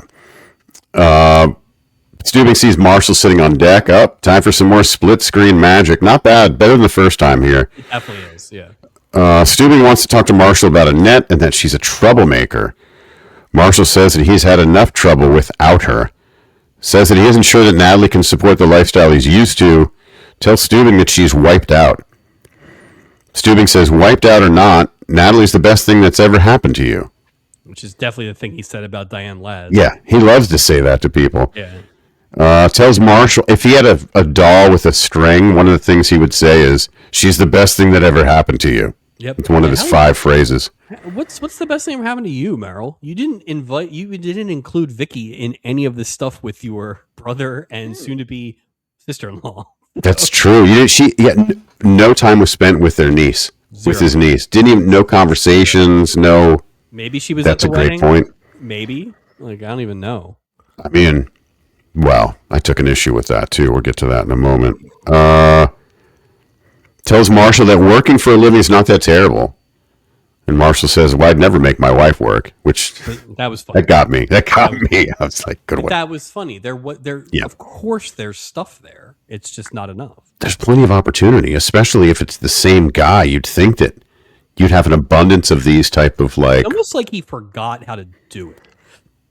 I don't know what happened. It's not the same character. It's not. There's just not that zany energy that there was in the first one. No, and not even just zany energy. I think the sort of air of like unexpected. Yeah. Like he was just a wild card. You didn't know what he was going to do. Yeah, he was definitely not a wild card in this one. No, because I feel like he didn't even know what he was going to do. Yeah. You know, like he's firmly in. Yeah, it's just completely different. But do you think his interaction with Stubing the first time changed his character so much that this is his character? I'm sure it did in their minds. But yeah. I don't need to see that. They rewrote the damn thing, you know? Character development out of No, I don't either. Let's just get on the boat. Come on now. Get nuts. It's funny because we'll rip them. Let's kill a crew member. Let's start over. That's funny. God, it's funny. It made me laugh. I completely. Mary Sue's sitting poolside as Julie says hello to her. Julie asks why she's looking so glum. She explains what happened with Dr. Parker and that Dr. Parker's only interested in her in a professional way. Okay. She explains to Julie that he helped her with a problem. Julie says that if her problem isn't cured, she'll still have to see the doctor. Yeah. Hint, hint, hint. Says that seeing him professionally is better than not seeing him at all, and this advice definitely comes from experience. But I will say this. It's very interesting. We've talked about the fact that this season is like an amalgamation of the 3 seasons of Julie. We didn't like a lot about last season, but there was a lot of like Julie McCoy advice giving. But every time she gave advice last year, it just felt like she was doing it in like this weirdly angry, bitter. Well, she's still pissed off. Like what they put her through, you know, in the beginning of the year. I could have 100% hear her giving this advice last year, but it would have more of like a edge and all that stuff. This made sense. Julie was like, here's what would work. You're right. It did come off very. I liked it. I just have liked the Julie beats all season, even in small stuff like this. This wasn't out of bounds by any means. I thought her and Gopher clearly had some interest in getting these two together, right? And she's helping out. It feels like a true representation of her character, as opposed to like last year, like you're saying, because there was so much crap going on with her. Yeah, you couldn't just like switch it to this in the middle of a She didn't like pop up out of nowhere and shove her nose into business. It was very like this was just like, hey, here's some advice, friend. Yeah, I thought that was, and I thought it was a sweet gesture. Maybe it's not the most healthy advice for someone who with mental illness, but Of course not. No. Swag is poolside posing for pictures with fans. Wait, honestly, hold on. I'm missing. I missed a couple things. Okay, I got it, Barbie. Yeah. So basically, we missed. Yeah. So back from break, Dr. Parker was in his. Sorry, I just got so excited. He was in his He was doing his tape recorder. audio notes. Yeah. He's doing his tape recorder bit, and he starts to talk about Mary Sue. Mm-hmm. And he stops because Mary Sue knocks on the door because they're going to go to breakfast. But this is when he realizes that they can't. Not a big deal, except for the fact that he stops talking maybe 2 sentences in, which maybe comes up later. Well, and he says that he can't go to breakfast. He's too busy, and he shuts his cabin door on her. Right in the face. Right in the face. And then the thing we missed with Lujack was I got that here too. Yeah, that we missed. Yeah. So Swag walks up to Mr. Lujack as he's eating his breakfast. Asks if he can have a word with Mr. Lujack. Mr. Lujack asks if he's chickening out. He's not chickening out, Mike. Swag explains that he has a business proposition for him. He asks him to take a dive and offers him $500. And again, $500 in 1980. That's a decent chunk of change. So at the moment that happened, yeah, I was like, okay, but Lujack would definitely ask for more money. Well, I don't think he just gave the money back at the end. Well, but I don't think he was ever going to do it. That's the point. But I think that's. Do you think he keeps the money and still punches him? Oh, I thought he should have either kept it or thrown it on him. He should have kept it. You know what I mean? The fact that he didn't ask for more made me think that he was going to punch him regardless. No matter. He should have punched him right there when he tried to offer him the $5. I'm sorry. Here we go. So now Swag is poolside posing for pictures with fans. He walks up to Vicky and Maggie playing checkers. Vicky asks Swag if he's really going to fight Mr. Lujack. No security on this boat, Mike. No security. Everyone knows it's about to go down, but no security. It's like a prison fight. Like everyone knows it's about to happen. They had a sanctioned boxing match and Stubing couldn't stop it. That's true. That is true. That is true. Not that he's good at breaking up fights. If you remember the famous 360 from a season prior, I think it was season 2. I was disappointed that Stubing didn't somehow get hit. Oh, get in the middle, Stubing. Here comes Mr. Lujack. He's ready to fight. Swag is bobbing and weaving. Like, what? I don't know what you're doing here. Mr. Lujack hits him with the right cross. And down goes Frazier after one punch. Amazing. It wasn't even like a haymaker. No. Swags can't get up. And Last jaw Swag, so.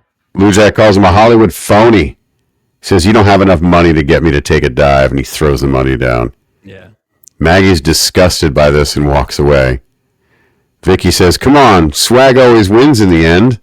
Swag says, only when I hire the writers.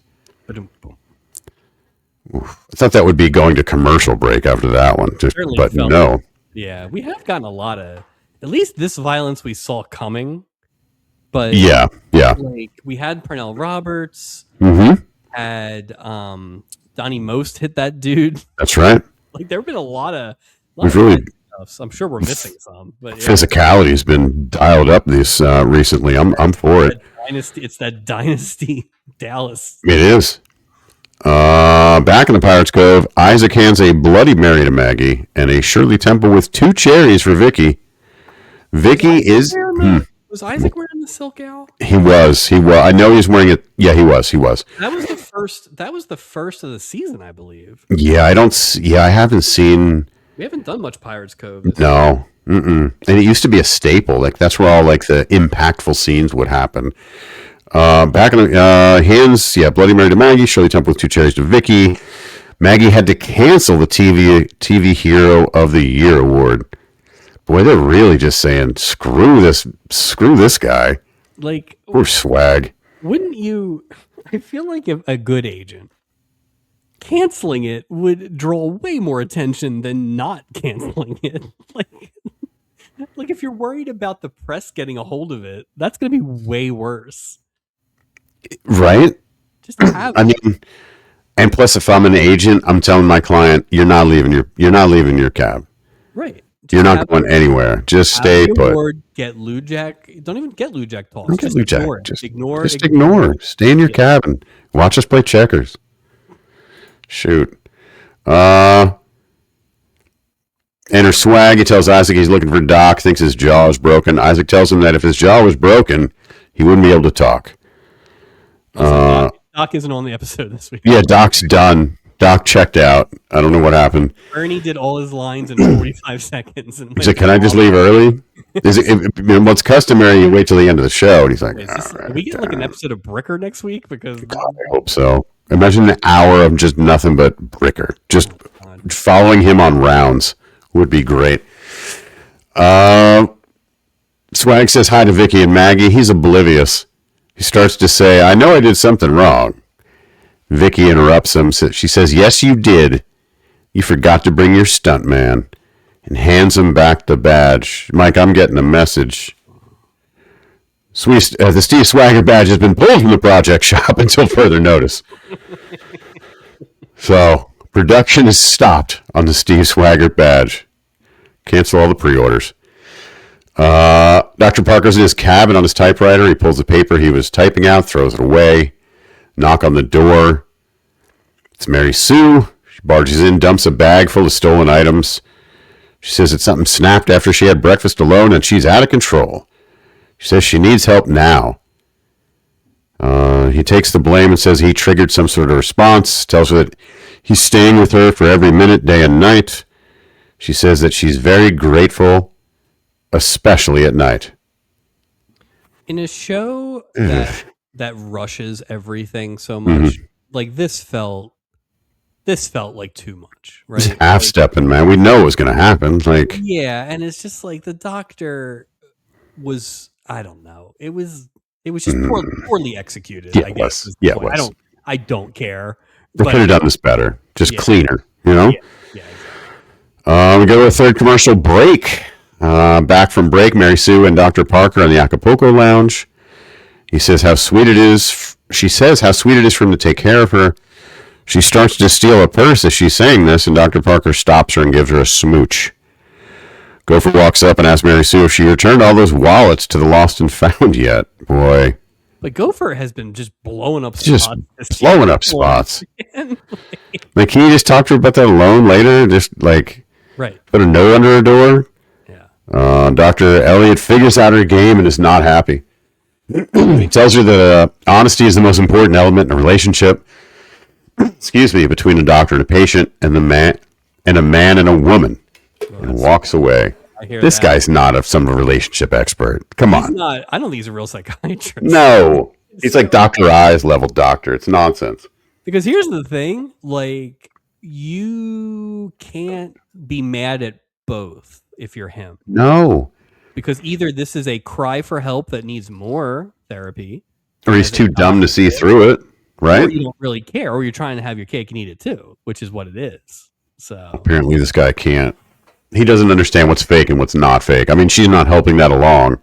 There is a lot of kayfabe in this. A lot of kayfabe. Yeah. A lot of kayfabe. Marshall sits Natalie down at the table and tells her he's going to get drinks for them. Walks to the bar. Orders 2 martinis from Isaac. Annette walks up. Marshall, darling. Asks him if he's forgotten something. Marshall says, "You're right. Make him extra dry." Good one. Annette says that he didn't use the key that she gave him. He says he couldn't and that his Playboy days were over. She then says, 11:30 in my cabin. Marshall says, "I'll see if the old me is available."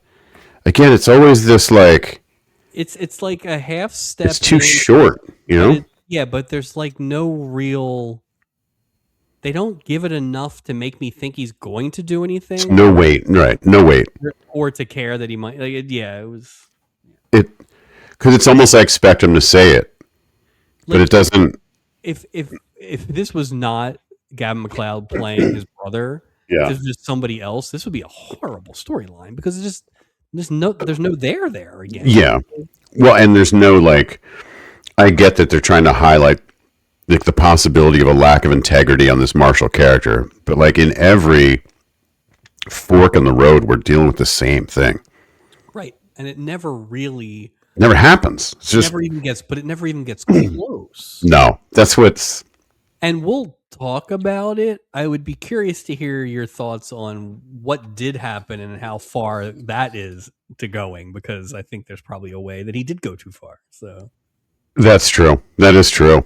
Julie knocks on Dr. Parker's cabin door. She hands him his tape recorder and says that Mary Sue asked her to give it to him and that she'd like for him to play the tape. Dr. Parker takes the recorder and listens. It was Mary Sue trying to explain herself and apologizes to Dr. Parker. she recorded over like hours Important notes. important psychological stuff. Oh. I'm talking about HIPAA. What if she listened to the whole thing, too? Now we're in big trouble. Is this the play button or is this a record button? We don't have tape recorders. Not in OKC. Mm-mm. Maggie's sitting at the bar, and listener Lujack is sitting at a nearby table with his friend. Yeah, he is. Probably feeling pretty good about himself right now, too. Lujack's telling his friend that he could take on any of these Hollywood tough guys. His friend asked him if he's going to punch out Captain Kangaroo next, which made me laugh. Like, you know what? It's early. Yeah. Those guys might get best duo too. Oh, they were funny, man. It'd be a Lujack. They were funny. What a great Captain Kangaroo. I was hoping they'd say Mr. Green Jeans or something like that, but I love the Captain Kangaroo reference. Captain Kangaroo and Miss Piggy, the same. Yeah, like the old, this is the pop culture episode. My son, there's a couple bunnies that run outside here. Yeah. And my son named one of them Walter Sandwich, which feels like a very wow. It's a very formal name. Yes. And for all of you who do not know who Captain Kangaroo is, children's show character. What else would you say? Sesame Street, but kind of in that vein of like a show with a bunch of characters and some education, a lot of puppet kind of stuff. Yeah, live action. Yeah, it was. I liked it. It. It was on the morning. It was a little more like real world. It was a little more took place in the real world more than like Mr. Rogers. Like they didn't have like a land of make believe. They had a bunch of characters. It was cool. I watched it. All about real stuff. That's right. We had Captain Noah in Philadelphia, who of course Captain Noah. Yeah. Send your pictures to dear old Captain Noah. Noah, yeah, like he had a boat. Oh, is that what the whole gimmick was? Do you have animals too? No, he was dressed like a captain, like a red jacket captain, and his wife was on there. And you'd send your pictures. He did have a hat. We had Romper Room was big growing up, and they would look through the mirror, and I'd be like, "Come on, say my name, say my name." So you go, "I see." Luckily, my name is like, well, our name was like the most popular name at the time, so it was we were shooing. 100% of our names, yes. Yeah, 100% of our names are. I apologize. Maggie's sitting at the bar, Mr. Lujack. Gopher hears this and tells Isaac that Stubings should have thrown Lujack off the ship. Isaac tells Gopher that Maggie asked Stubing not to because she figured it would be bad publicity. Going back to what you said. Well, I do. Here's the thing. I agree with that because if Lujack's pissed and gets all that stuff, right? I at least agree with that. I don't think they should have canceled the ceremony. I also don't think Stubing stones to throw anybody off the boat. So what do you have to do to get thrown off the boat? Assault? Apparently not. Murder? Yeah, murder. I mean, here's the problem though. Like, if you're gonna set that precedent, then we really, really, really should have arrested Pernell Roberts. 1,000%, and the Kissing Bandit too. That guy should have been thrown right off the boat. Fair. Jeez. Swag enters the lounge. I forgot about how much criminal activity. There's been a lot. Remember the Christmas episode? The only thing that stopped them were the Christmas carols from the orphans. Come on. Singing, yeah. Jeez. Swag enters the lounge, asks if he can speak to Stubing for a moment. Stubing asks if he really wants to do that. And if they're whispering, Swag says yes. Stubing excuses himself. He calls for Julie, which means Julie had to run back and get the award. Oh, boy.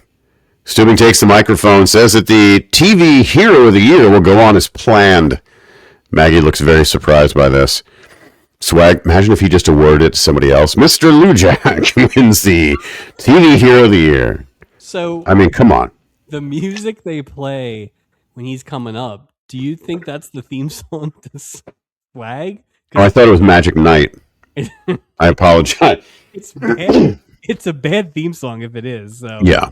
But I feel like the band might have learned it for that occasion. So. Oh, if it was the guy from Hunter winning it, they would have played that, or the Hill Street Blues theme song. I wonder if we'll get Fred Dryer on the boat. I feel like he'd be fun. I don't.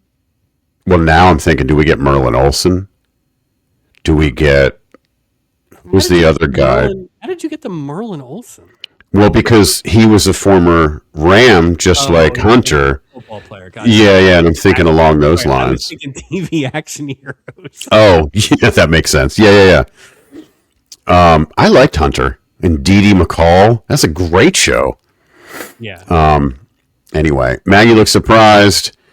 Swag walks up to accept the award. He says he's honored to receive the award and that he's sorry that he isn't the man he portrays on television and that he's an actor. Quote. Sorry, before you do the quote. Yes. The crowd was so stunned by this that no one gives him really much of an ovation, and then Lujack does this. Him and Stubing, bunch of dummies with the overclapping. It was great. It was. Oh, when they introduce him and Lujack just keeps he's such a. I love that guy. Like, Lujack rules. He should be on every week. Get rid of the riffraff. Lujack City, baby. I love Lujack City. It just happens. Look at that. That's funny. Oh, it's a guy. Maybe gave me goosebumps on that one. That's a good one. That's funny. Quote, don't be disappointed with this TV character. Be disappointed with the actor. Julie hands the award to Swag. He thanks everyone and walks out. Somehow this gets people clapping. I don't really know what they're clapping for. Eventually, with Stubing leading the way. And then we see Maggie gets up and goes after Swag. You're basically seeing a pseudo-famous person have a mental breakdown. Yes. While you're having dinner. Yeah, they're insisting you give him an award. Like, give me my award. He's lost his marbles. Well, at least he doesn't think he's his character. Like, he doesn't think that he's the guy he plays on TV. So that's somewhat healthy, I guess. Feels like a lot of no shit. Like, I mean, how many people in 1980 think that you are your character, man? Yeah, that's like 1940s level kayfabe down in like Alabama. Yeah. Like, that's not. Again, it just felt much like the Wheezy can't act storyline last week. They just treated that whole thing. That was not an important issue of the day. No, 100%. On the rail, we see Mary Sue and Dr. Parker joins her. Plays the beginning of the tape for her. Explains that he thinks that she's fascinating and he's falling in love with her. And they smooch. Well, that didn't take much, Mike. No, Mike, it's the damnedest thing. In the scene earlier where he's recording into the thing, he only says about like half of what ended up on the recording. So what's like that Princess Leia message that she added to Obi-Wan? Remember in the beginning you could only hear help me, Obi-Wan, you're my only hope, and then so he just needed to clean out the recorder. That's all it was. Or get Obi-Wan to see it. Yeah. This shady ass doctor made a new recording. So he has so many recordings like this with just different women's names, just shady. Not a doctor at all. That's why Doc left. He's like, I can't be on the boat with this. No, this guy, I can't. It's against my Hippocratic oath. Right. Swag's leaning over a different railing with his award in his hand. Maggie walks up. He says, if you want to resign, he understands. Maggie tells him how proud of him she is. What a weird thing for an agent to say. Maggie, if Maggie's really the agent here, she's going, what the hell is wrong with you? Like, anyway. If anybody has a camera phone, we're fucked. Yeah, we are screwed. Put your Polaroids away, ladies and gentlemen. Maggie says that she's the disappointed girl you help to believe again. She says that she's the one that really loves him a lot. Yeah. Let Vicky start her own fan club and they smooch. Don't care. I don't give two shits about this. All that stuff. Like I said, No. if they had made it more obvious, it almost should have been something where he had shown interest in her, but she had constantly rejected him because she's professional, and she also thinks that he's kind of he doesn't a have wuss? a fiber or wuss, right? Or whatever. Right. Then at least you can get there, but they just left it so vague. Well, it's not like he did anything to prove what she was feeling was wrong. No, he just said he still didn't do anything. He still tried to pay someone to take a dive. True. And then basically he's like, don't blame me. I'm an actor. Right. You acted like a anyway, I don't want to. Anyway. We see Marshall and Annette having champagne in her hotel room. Uh-oh. Natalie starts to knock on the cabin door, but she hears Marshall talking. He explains to Annette he loves Natalie and he's going to marry her tomorrow, and he gets up and leaves. He sees Natalie standing there. They smooch, and Stubing tells Marshall that he's proud of him. Which thing is he proud of? Going to the woman's room at 11:30 or leaving? I would hope it's not the first. I don't remember what we did the night before your wedding. I don't even know if we did anything. But I definitely know your wife. And if you had spent the 11:30 at night before your wedding with an ex. Oh, God. Drinking champagne with her while she's in lingerie? Come on. Well, I would have had way too colorful a tie on at your funeral, basically. Is what you would have had to whisk me out of there, you know? Oh, yeah. No, that's not at all. Like, it's just this level. And again, I think they were trying to portray Natalie as someone who got it and wasn't worried about it. Kind of, I knew who you were when I met you. She's letting a lot go, though. She's letting a lot go. And that's where I thought the twist was going to be that she was lying about the 20 million as a test. Sure. But we couldn't even get that. No, we couldn't get that. It's Marshall's big wedding day. Let me ask you, why is Stubing not marrying? It's on his ship. What's the point of coming on the ship to get married if Stubing's not doing the wedding? Because remember, triple split screen. Remember at the marriage-a-thon where he said no longer can he do it, but he got special dispensation. Oh, that's right. I don't know why that's a thing. Yeah, why is that a thing? Why? It worked for that storyline, but it really would have helped for this one. No idea. I also don't understand why you go to all these beautiful ports that you wouldn't get married in one of those. You're just getting married in a very small room on the boat. I also don't understand how this woman has no family there at all. You tell me a rich woman getting married would children, sisters, somebody, or maybe they're against it, and that's why they have to do it like this. Maybe, I don't know. You know, there's a lot to be desired about the Natalie Marshall wedding. Well, and I would think Natalie's family thinks Marshall's shady as all hell. Well, is probably why. That's fair. Maybe they voted for somebody else in the TV Hero of the Year award. Had to be someone other than Miss Piggy or Swag. Yeah, Marshall. They voted for multiple Chisholms. Every Chisholm. And Flo, the person who played. Yeah. Marshall can't find the wedding ring. Stubing tells him that someone special flew in to do the job.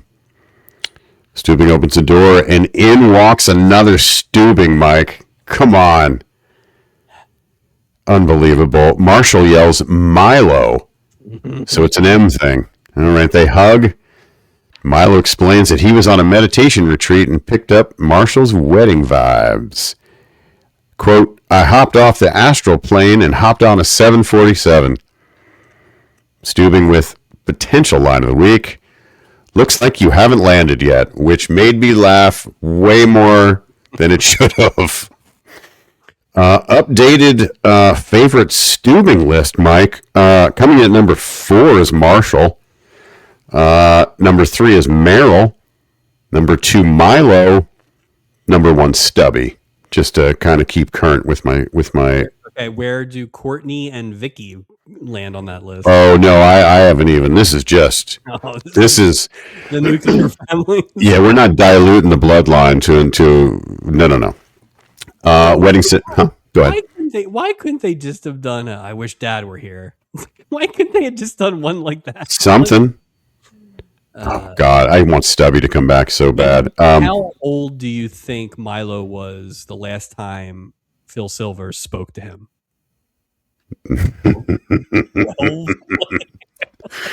12. Yeah, that's a funny point. That is a very funny point. God, that's funny. Wedding ceremony begins. Marshall puts the ring on Natalie, and they're officially married. Milo, man, that's too much. Real groovy. Stubing, you took the words right out of my mouth.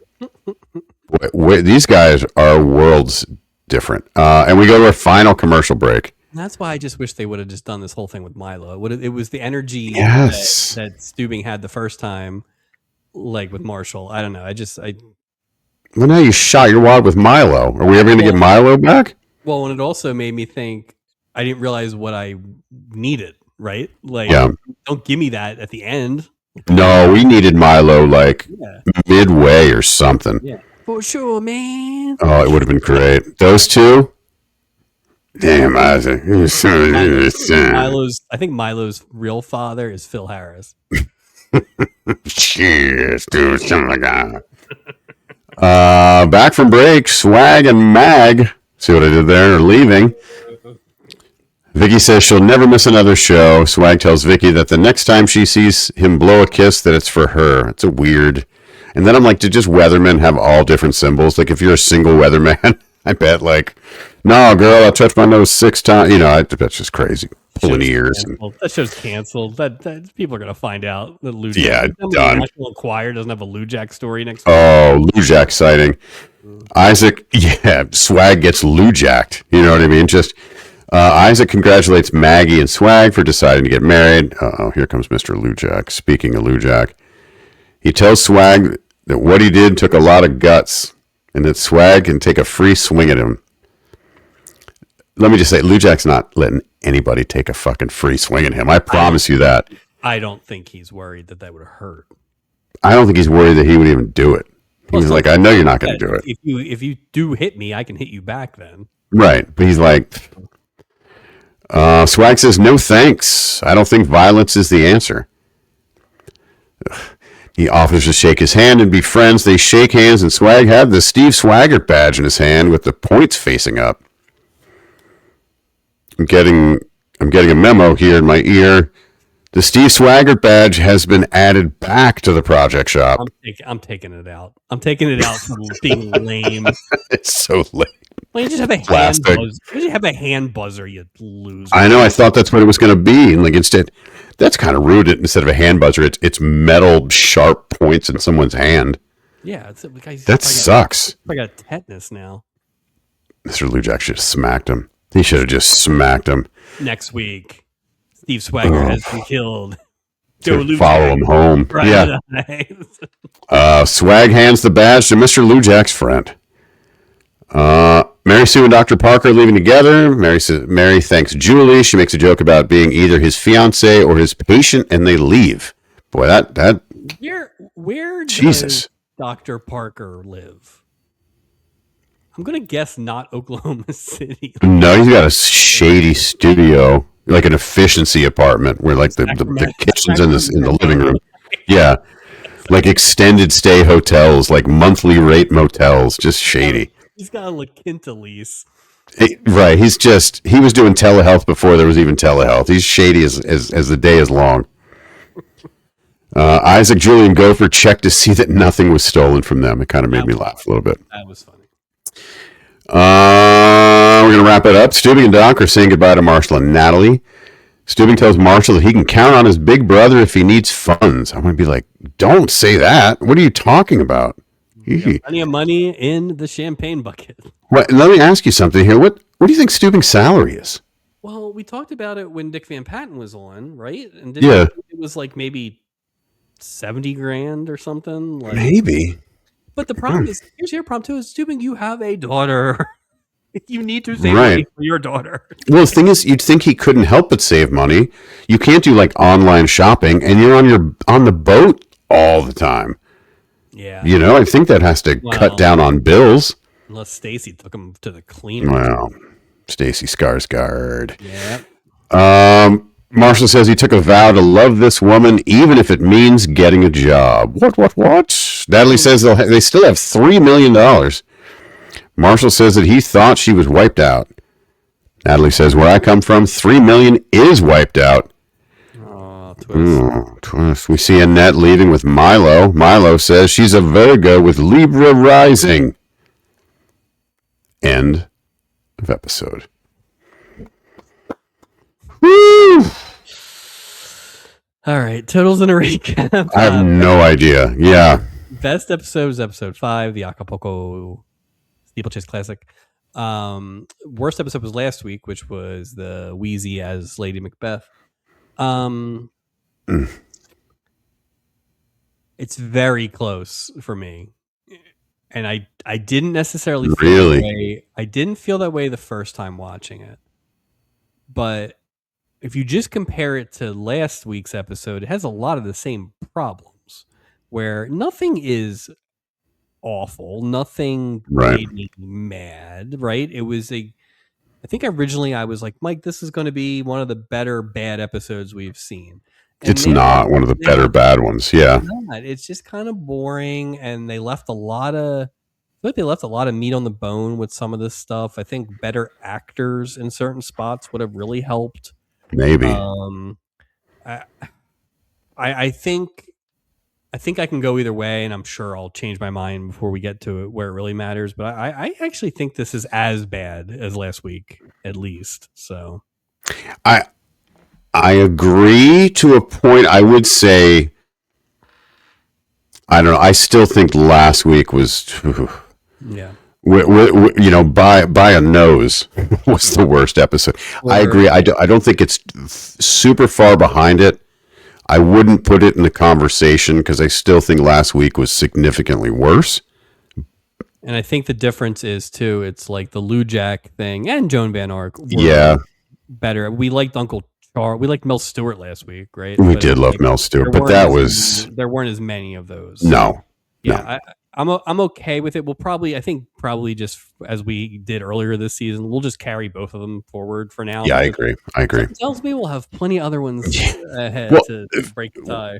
Well, funny enough, when I do look at the IMDb, I'm not looking for the rating when I'm on there, but I'm just looking for different facts or high for this. It was 7.1. I don't know. Like one of the best, according to them, episodes of the season. We have 1 and 2 that's one of the highest rated episodes of the entire series. Like it's in the top 10. Wow. So, interestingly enough, we've only seen 2 out of the top 10. Really? According to, compilation lists. Yeah. That's still interesting. I mean, whether we believe it or not, that's still, I'm curious to see why people think that. Mm-hmm. This is easy for me. Captain of the week. I mean, it wasn't so much quantity as it was quality. For me, it's either Lujack or Joan Van Ark. Yeah. Joan Van Ark, just because of the acting. If I take the humor out, I'm going to, with confidence, say Joan Van Ark. I thought she had the best performance. I will say this, the effort level obviously there, and then the fact that she really was acting with a terrible actor. Like just a wet paper bag. And not a great script. It wasn't like the script was it wasn't like the lines. But man, I'll tell you what, she made chicken salad. She really did. She left it all in the field. I'm looking forward to Knots Landing or Falcon Crest when we do our primetime soap run. But yeah, that was especially when you compare it to what she was last season. just a wild difference in character, which I like. Like we always talked about Michelle Lee in those 3 episodes in the first season where like she was 3 completely different people, which is crazy, so it's nice to do that. But it also gets me excited about her next appearance because I'm seeing 2 completely different things. And now, like, I have Joan Van Ark in my, in my like A-team crew of guest stars based on these 2 performances. I don't disagree. It's a great performance. I'm going with Lujack City. And also his fun relationship with the other guy who was they were funny. Quality that was just really saved me, especially on the rewatch when I kind of knew what I was dealing with. I laughed. I think it was when he did the clap thing when I was doing the rewatch last night. And my wife's like, "You think that's funny?" I was like, "Oh, it's so funny." The only thing carrying this episode. It's even funnier on the rewatch too because it just stands out that much more. Worst of the week, walk the plank. That Dr. Parker character was just... I think that's... The actor, the character, the whole... Ethics. Anybody would have been better. Who was that guy that played the doctor before? The Love Doctor. Remember the thing, and he had all the thing about... Remember he put the sensor... Remember that doctor? Dick Martin. He would have been better than this. I mean, this is a Dick Martin role right here, and this is not this guy. Who would have been good? The guy who played Floyd Fosdick with Joan Van Ark last time. That's a good idea. Yeah, you know what? I could see that. Yeah, or the guy that was in the Stalker episode at the end of the season last year. Like any of those late 40s, early 40s dark-haired soap opera actors would have been. But this guy stunk. It stunk. It stunk. It wasn't good. It wasn't good. Yeah, and I'll just throw out like I said, the going to the well a little too quickly. I hope that's not the last time we see it, but I also hope that they have a little more patience for that than they did this time. They must have really gotten good feedback on the first one, and they should have. It was great, but this one. This is just, and it further reinforces how bad the episode was. Because now, the more I think about it, I'm like, I'm not far off. Too. You shot your wad. Well, that was a pretty big swing to end up with a pretty mediocre. Oh yeah. That's totals in a recap for this week. Plugs, Hidden Season Patreon, absolutely hammered. Whether you're cheering from the stands or tuning in from home, this is the podcast you need. Grab your favorite beverage and your Phillies pride. Enjoy a weekly Phillies happy hour with Chris Jones, Justin Clue, and our very own Mike Robertson. Check out Absolutely Hammered on the Hidden Season Patreon. The march to the playoffs begins, Mike. I'm all in. You can find our podcast anywhere you find your audio podcasts. Spotify, iTunes, everywhere. Do us a favor. Hit that subscribe button. Leave us a review. We would love to. Leave us a like. It really goes a long way. I'm going to put a pin on the mailbag this week. I have some things I want to talk about next week, but I don't want to. We'll be here all night if I start opening the mailbag here.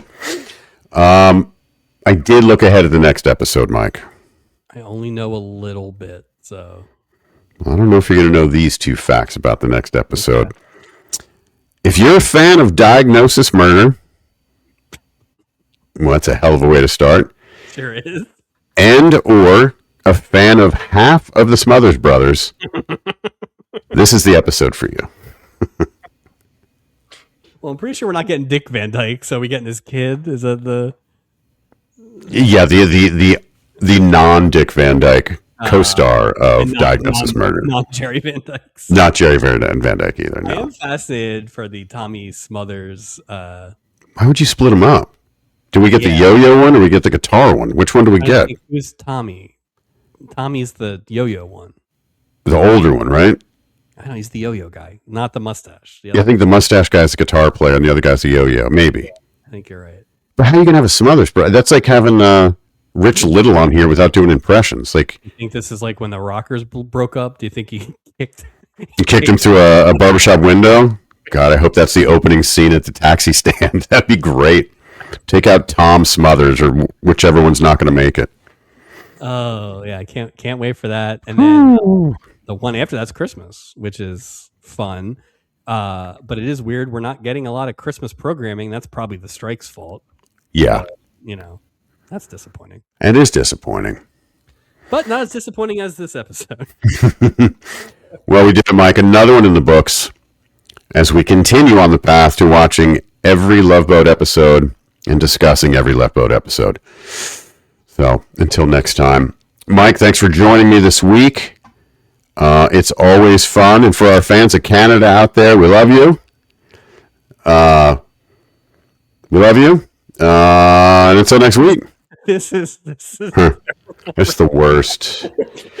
Here's the thing. We spend all this time talking about the Love Boat, the Love Boat, the Love Boat, and then it comes to the end, and we've just discussed everything in the world, and it's like, well, shit, what do we, you know what I mean? Like, we just... Here, you ready? Yeah. Get the button ready. All right, I'm ready. Thanks, everybody, for listening. We'll be back next week with one of the Smothers and one of the Van Dykes. Until next time, thanks for listening, and we will be Lujack Jack next week.